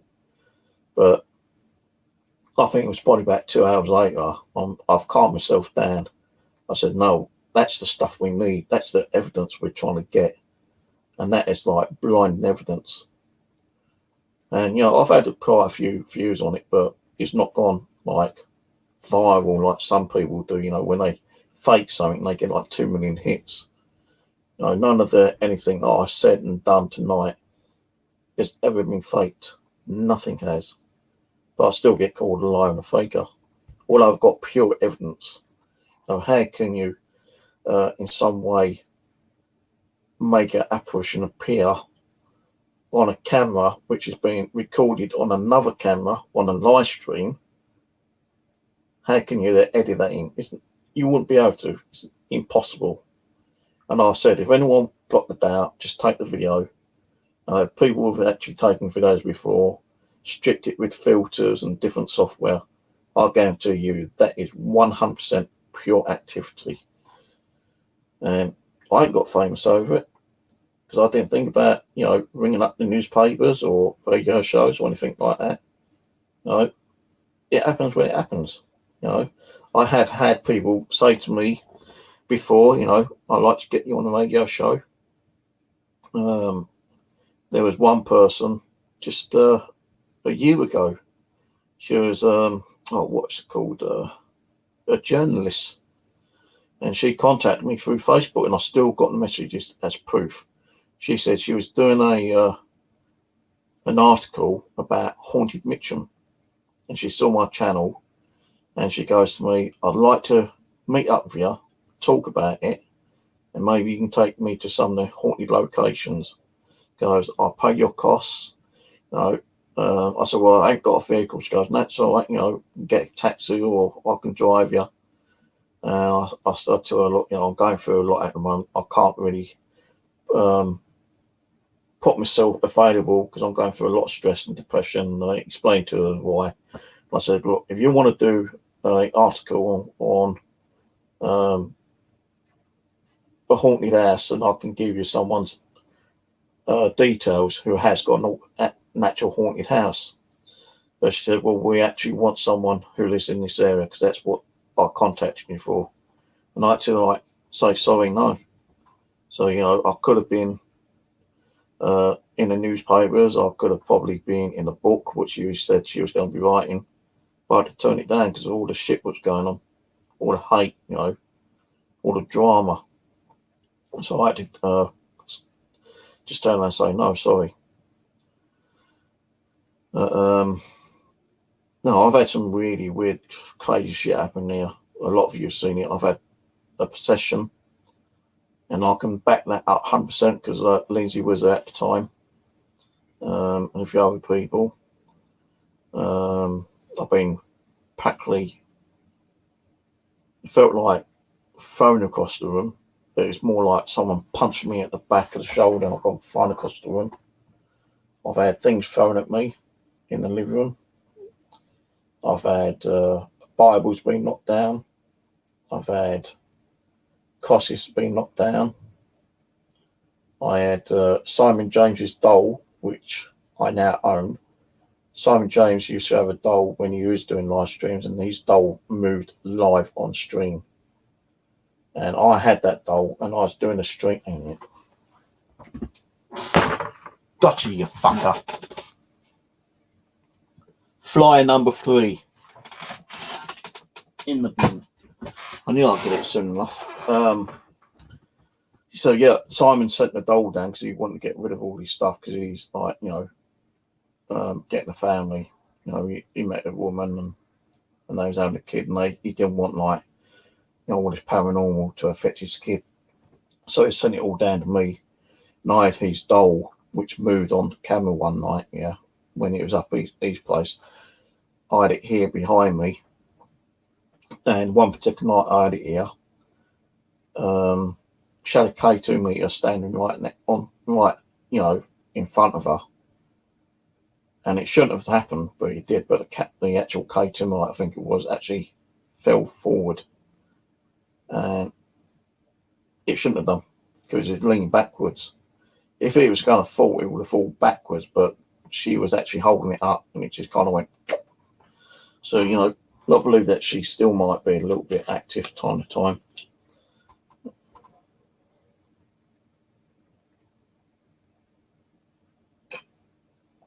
Well, I've had a lot of crazy stuff happen here. Some scary stuff as well. Say that black apparition. I've had really weird dreams of waking up and seeing this black mass suddenly exploding into thousands of little spiders. And that's kind of been scary. I don't know, it's like nightmares, but that used to happen quite a lot. It hasn't happened for a while now, but yes, it used to happen every night for months on end. And suddenly, I think I might have done a cleansing, which someone told me to do. And I went around the house, doing prayers and, doing the sign of cross on windows and doors and mirrors with holy water. And suddenly it just stopped.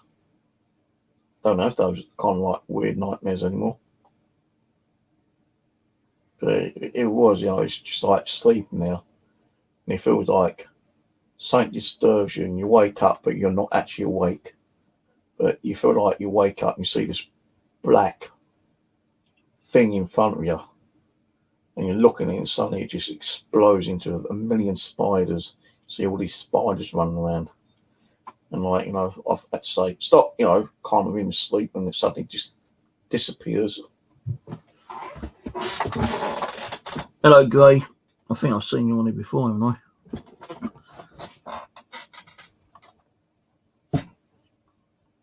So, so I've had a lot of weird stuff happen here. A lot of weird stuff. I've caught a lot of good stuff as well, full-blown apparitions in Jordan's Wood, not once but twice on 2 visits. 3 apparitions in 2 visits. Got that image of the looks like a hooded girl in Puckley Woods. Not long ago, I've caught a similar figure on my wildlife cam at my bushcraft camp when I went there during the night time, and people swear that they can see the same thing. What else is there? More recent, not a lot of stuff's happening, but over the last couple of weeks, I've been in like little taps and clicks and it sounds like movement. No, just tonight I've had a few weird things. Cameras have gone offline for no apparent reason. Can't say that the cameras going offline was paranormal, but you just don't know. Spirits can manipulate energy from electronics, and maybe they done it and took 4 of my cameras offline for some reason. I can't go back on those videos because one, I can't remember what time it was, and 2, 4 cameras going offline. Might not have caught anything on it anyway. But, cameras do pick up unusual things. Even though we don't see it ourselves, cameras can pick up stuff because it's the different spectrum of light it uses, Things that we can't see with our own eyes. Like little Dexter. When I cleansed his house, when I cleanse her house, I said, look, if you don't want to go, if you're not ready to cross over, come over to my house, follow me home. And I believe he actually followed me home and stayed here for a while, because there was the time when I was taking pictures in the living room, in the mirror on the back wall, and I caught a picture which I believe may have been Dexter as well, because I said, Dexter, show yourself if you can, like you've done before. And you see like a little boy standing right near the living room door where the cabinet is, as if he's like crouching down, as he's thinking, well, shall I or shan't I, and I caught that image. I caught a load of weird stuff in that mirror in that living room on the back wall with that camera. This one, I think the most interesting one was the Victorian couple walking hand in hand. But in that picture, I can definitely see at least possibly 4 spirits there. And I think they're all children, because they all look like the same height as Dexter. You've got one behind Dexter, got one coming at locking at the doorway, and you got one kind of in between the doorway. And that hallway really sounded like, to me, it looked and felt, more active in her home than any other part of the house. My back's itchy. So that's my kind of like story on crazy, scary activity I've had in the past. But as I say, like the more scarier ones are at Pete's, that poltergeist activity. Another knock. If there's someone in my hallway moving around and knocking,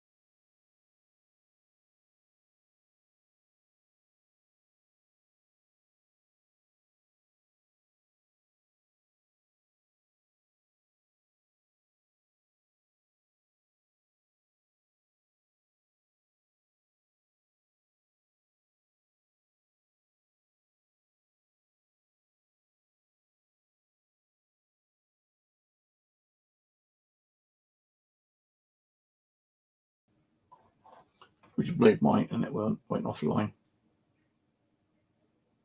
My door banged. Then I heard something outside. Then my camera went offline. And I was just back trying to get on with my mobile, and it says you're offline.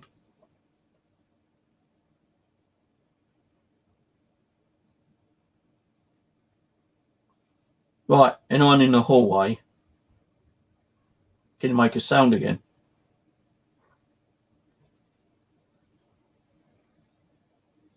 Can you knock on the door? Bang the door gently. Speak.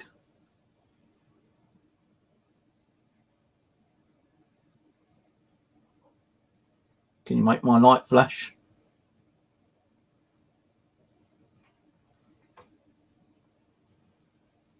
Footstep.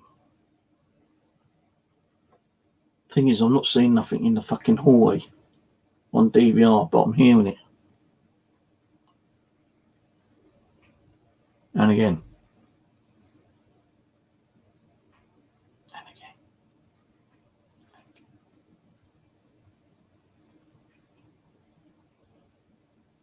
Who's in the hallway? I can hear you.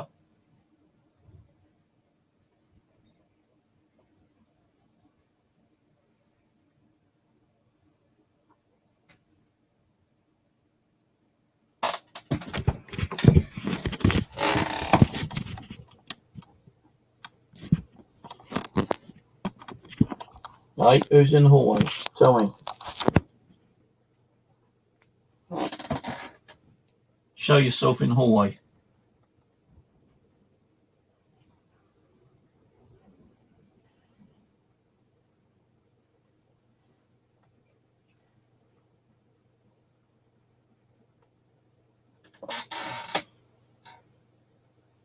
Open the kitchen door. That's the kitchen door there.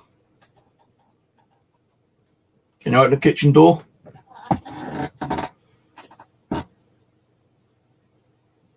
It's just opened. It opened. Open it again. Thank you. Can you open it wider?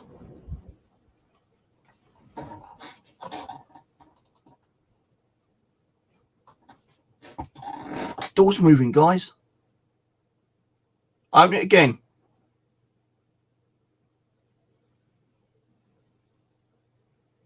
Come on, open that kitchen door for me.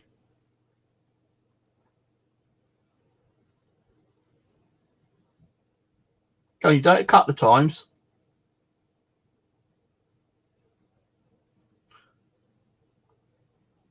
Thank you.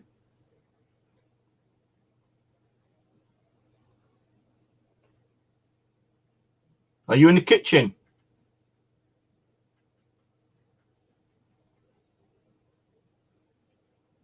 I just heard a clicking, right? Are you in the kitchen?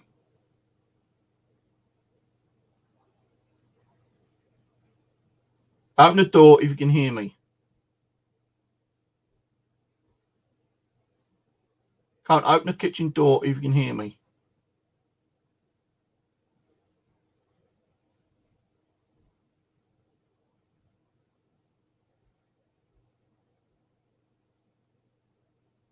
Just heard some thumps, but I think that was upstairs.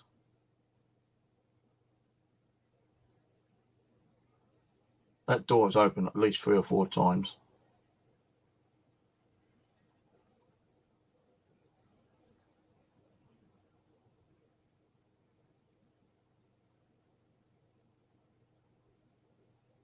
I want you to open the door a bit wider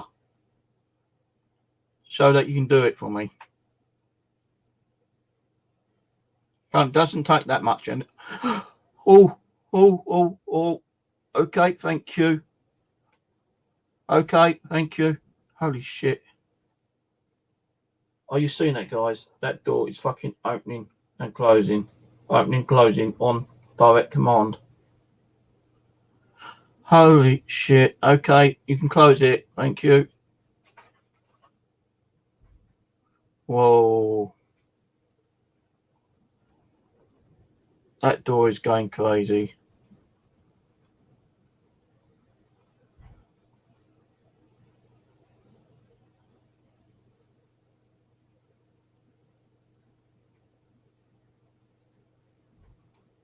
Yeah, all right. I'm coming out there.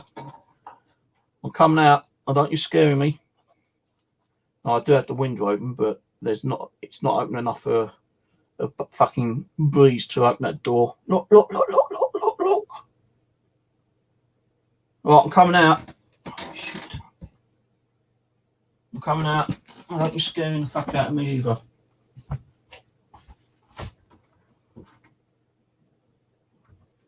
I'm coming out. Please don't scare me.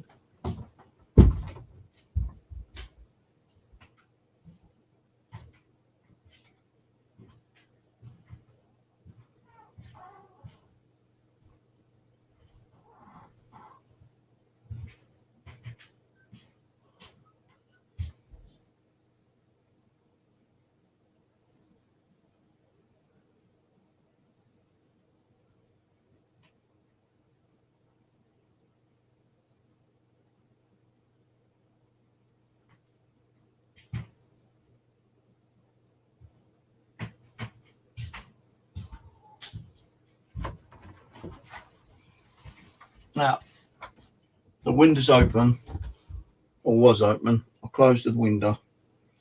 Could be a draft that's causing it, but if you noticed, I asked it to open, and it opened on direct response for it to open. So unless I was manipulating the cold air to open it, let's see if I do it again. Right, I'll close the kitchen window. Is there any chance you can manipulate that door again? Can you open it? Just saw an orb go flying across the hallway then.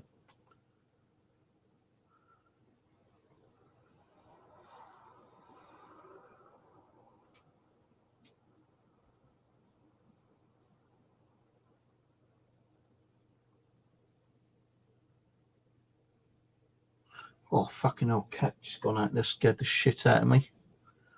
Holy shit, I didn't even hear it go past me, man. Yeah, that is Tammy, because she's not under a chair. Make the cat look up. Make the cat look around towards the kitchen door if you can. Can you do that for me? Don't you harming her?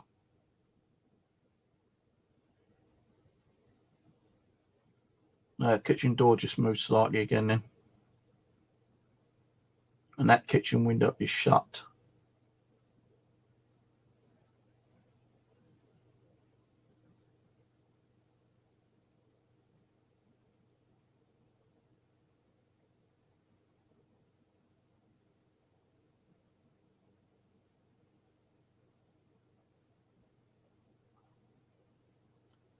So the thing is, if you like, I had the kitchen window open, yeah, and it wouldn't open wide, it was open probably about a few inches.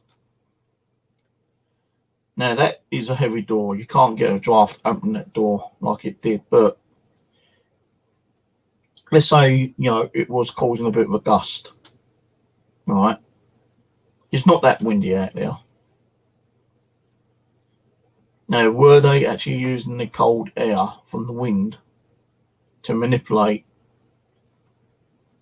and open that door wider on command when I asked? Because that door opened like a quarter when I asked them. Then it slammed, practically slammed. And I think I asked them to shut the door, you know, a little bit louder. And that kind of like went with a thud.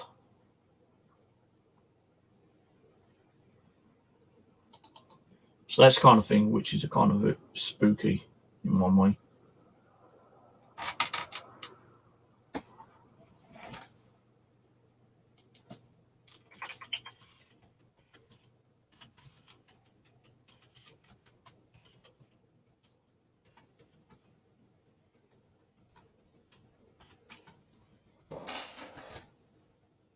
I seriously do believe that the activity is picking up in here, which I think is good in one way, but as long as it ain't negative, it's like evil, demonic kind of shit. No, if it's like a playful spirit doing what I'm asking it to do, that's great. But I don't want anything, dark and demonic coming through. So I'm not ready for that shit. If that ever happened, I'm gonna have to get someone down and do a proper cleansing for me. That stuff does kind of freak me out. I've had to do my own cleansing a couple of times. So some weird shit's happened in here before.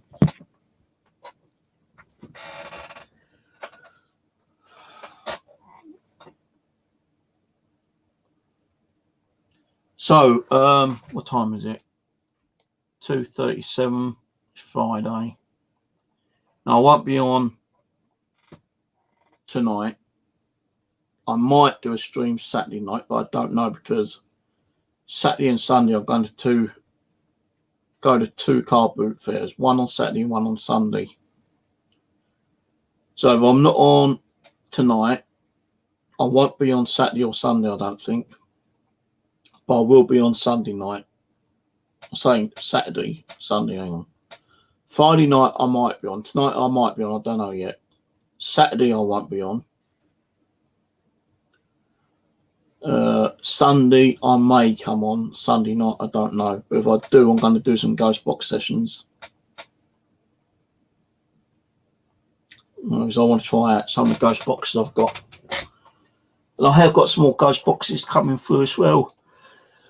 I just put a bid into one earlier. And they accepted it. Then I put another bid in, a higher bid than the actual asking starting price, and they declined it. And then I've done another one where I put a offer in, and I won't get no response from them. So I just put a bid in. And when you put a bid in, it actually rejects your offer. So I've got another two radios I'm keeping an eye on. And I've got some messages on it.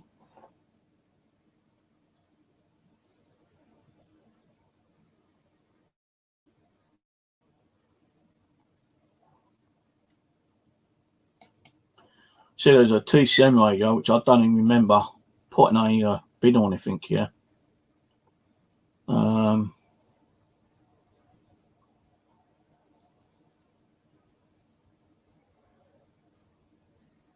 Yeah, there's a TCM radio, which I don't even remember putting a bid on or even putting an offer on it.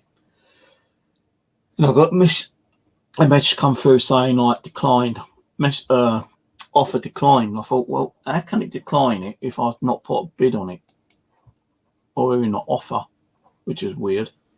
So they offered me a 15% discount on it. Now, it's not one of the radios I actually wanted anyway. But, I've got two radios up for sale on eBay anyway. And the money I'm going to try to get for those will be put towards some more radios to try hack. And I want to get some more ghost hunting gear as well. Now, I've got a Roberts R9921 coming next week.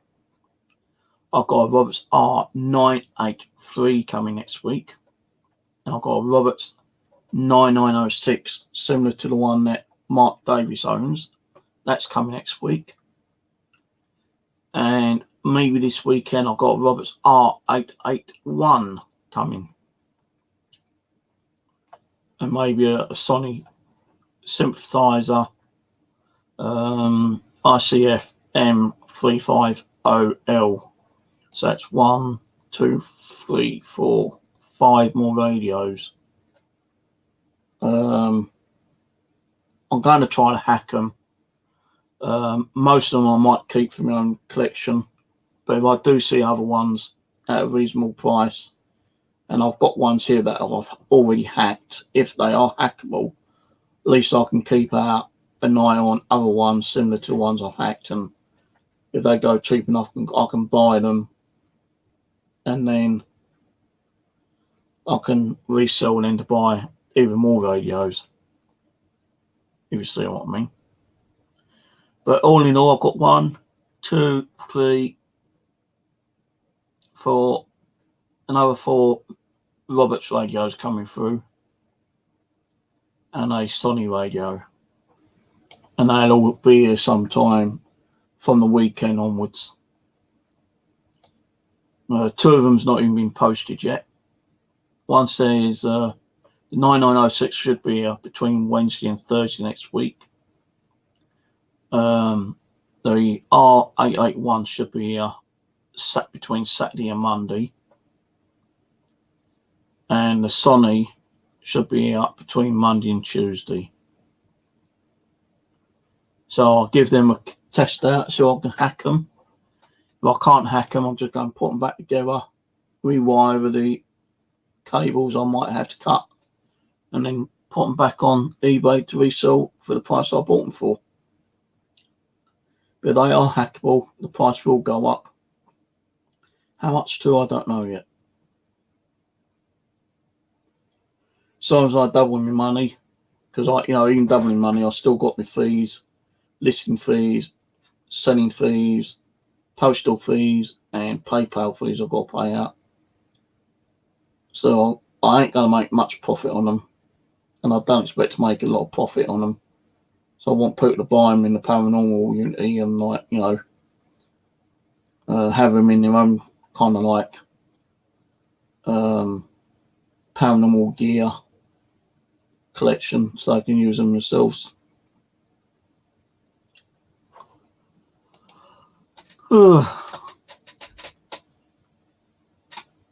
Right, so I'm going to go get some sleep, and I'll catch you all later. Cheers for coming on. And let's say I won't be on tonight because I'm out early Saturday morning. Saturday night I won't be on because I'll be out early Sunday morning, but I hope to come on Sunday evening and do some ghost box sessions with you. So next 2 nights I won't be on. All right, cheers for watching everyone. Hope you enjoyed the stream. If not, tough. Yeah, have a good weekend anyway. Yeah. Stay safe. If not, just saw a big all bat in the balcony. Stay safe and stay spooky, as Andrew would say, Andrew Sacramento. And behave yourself. Look after yourself.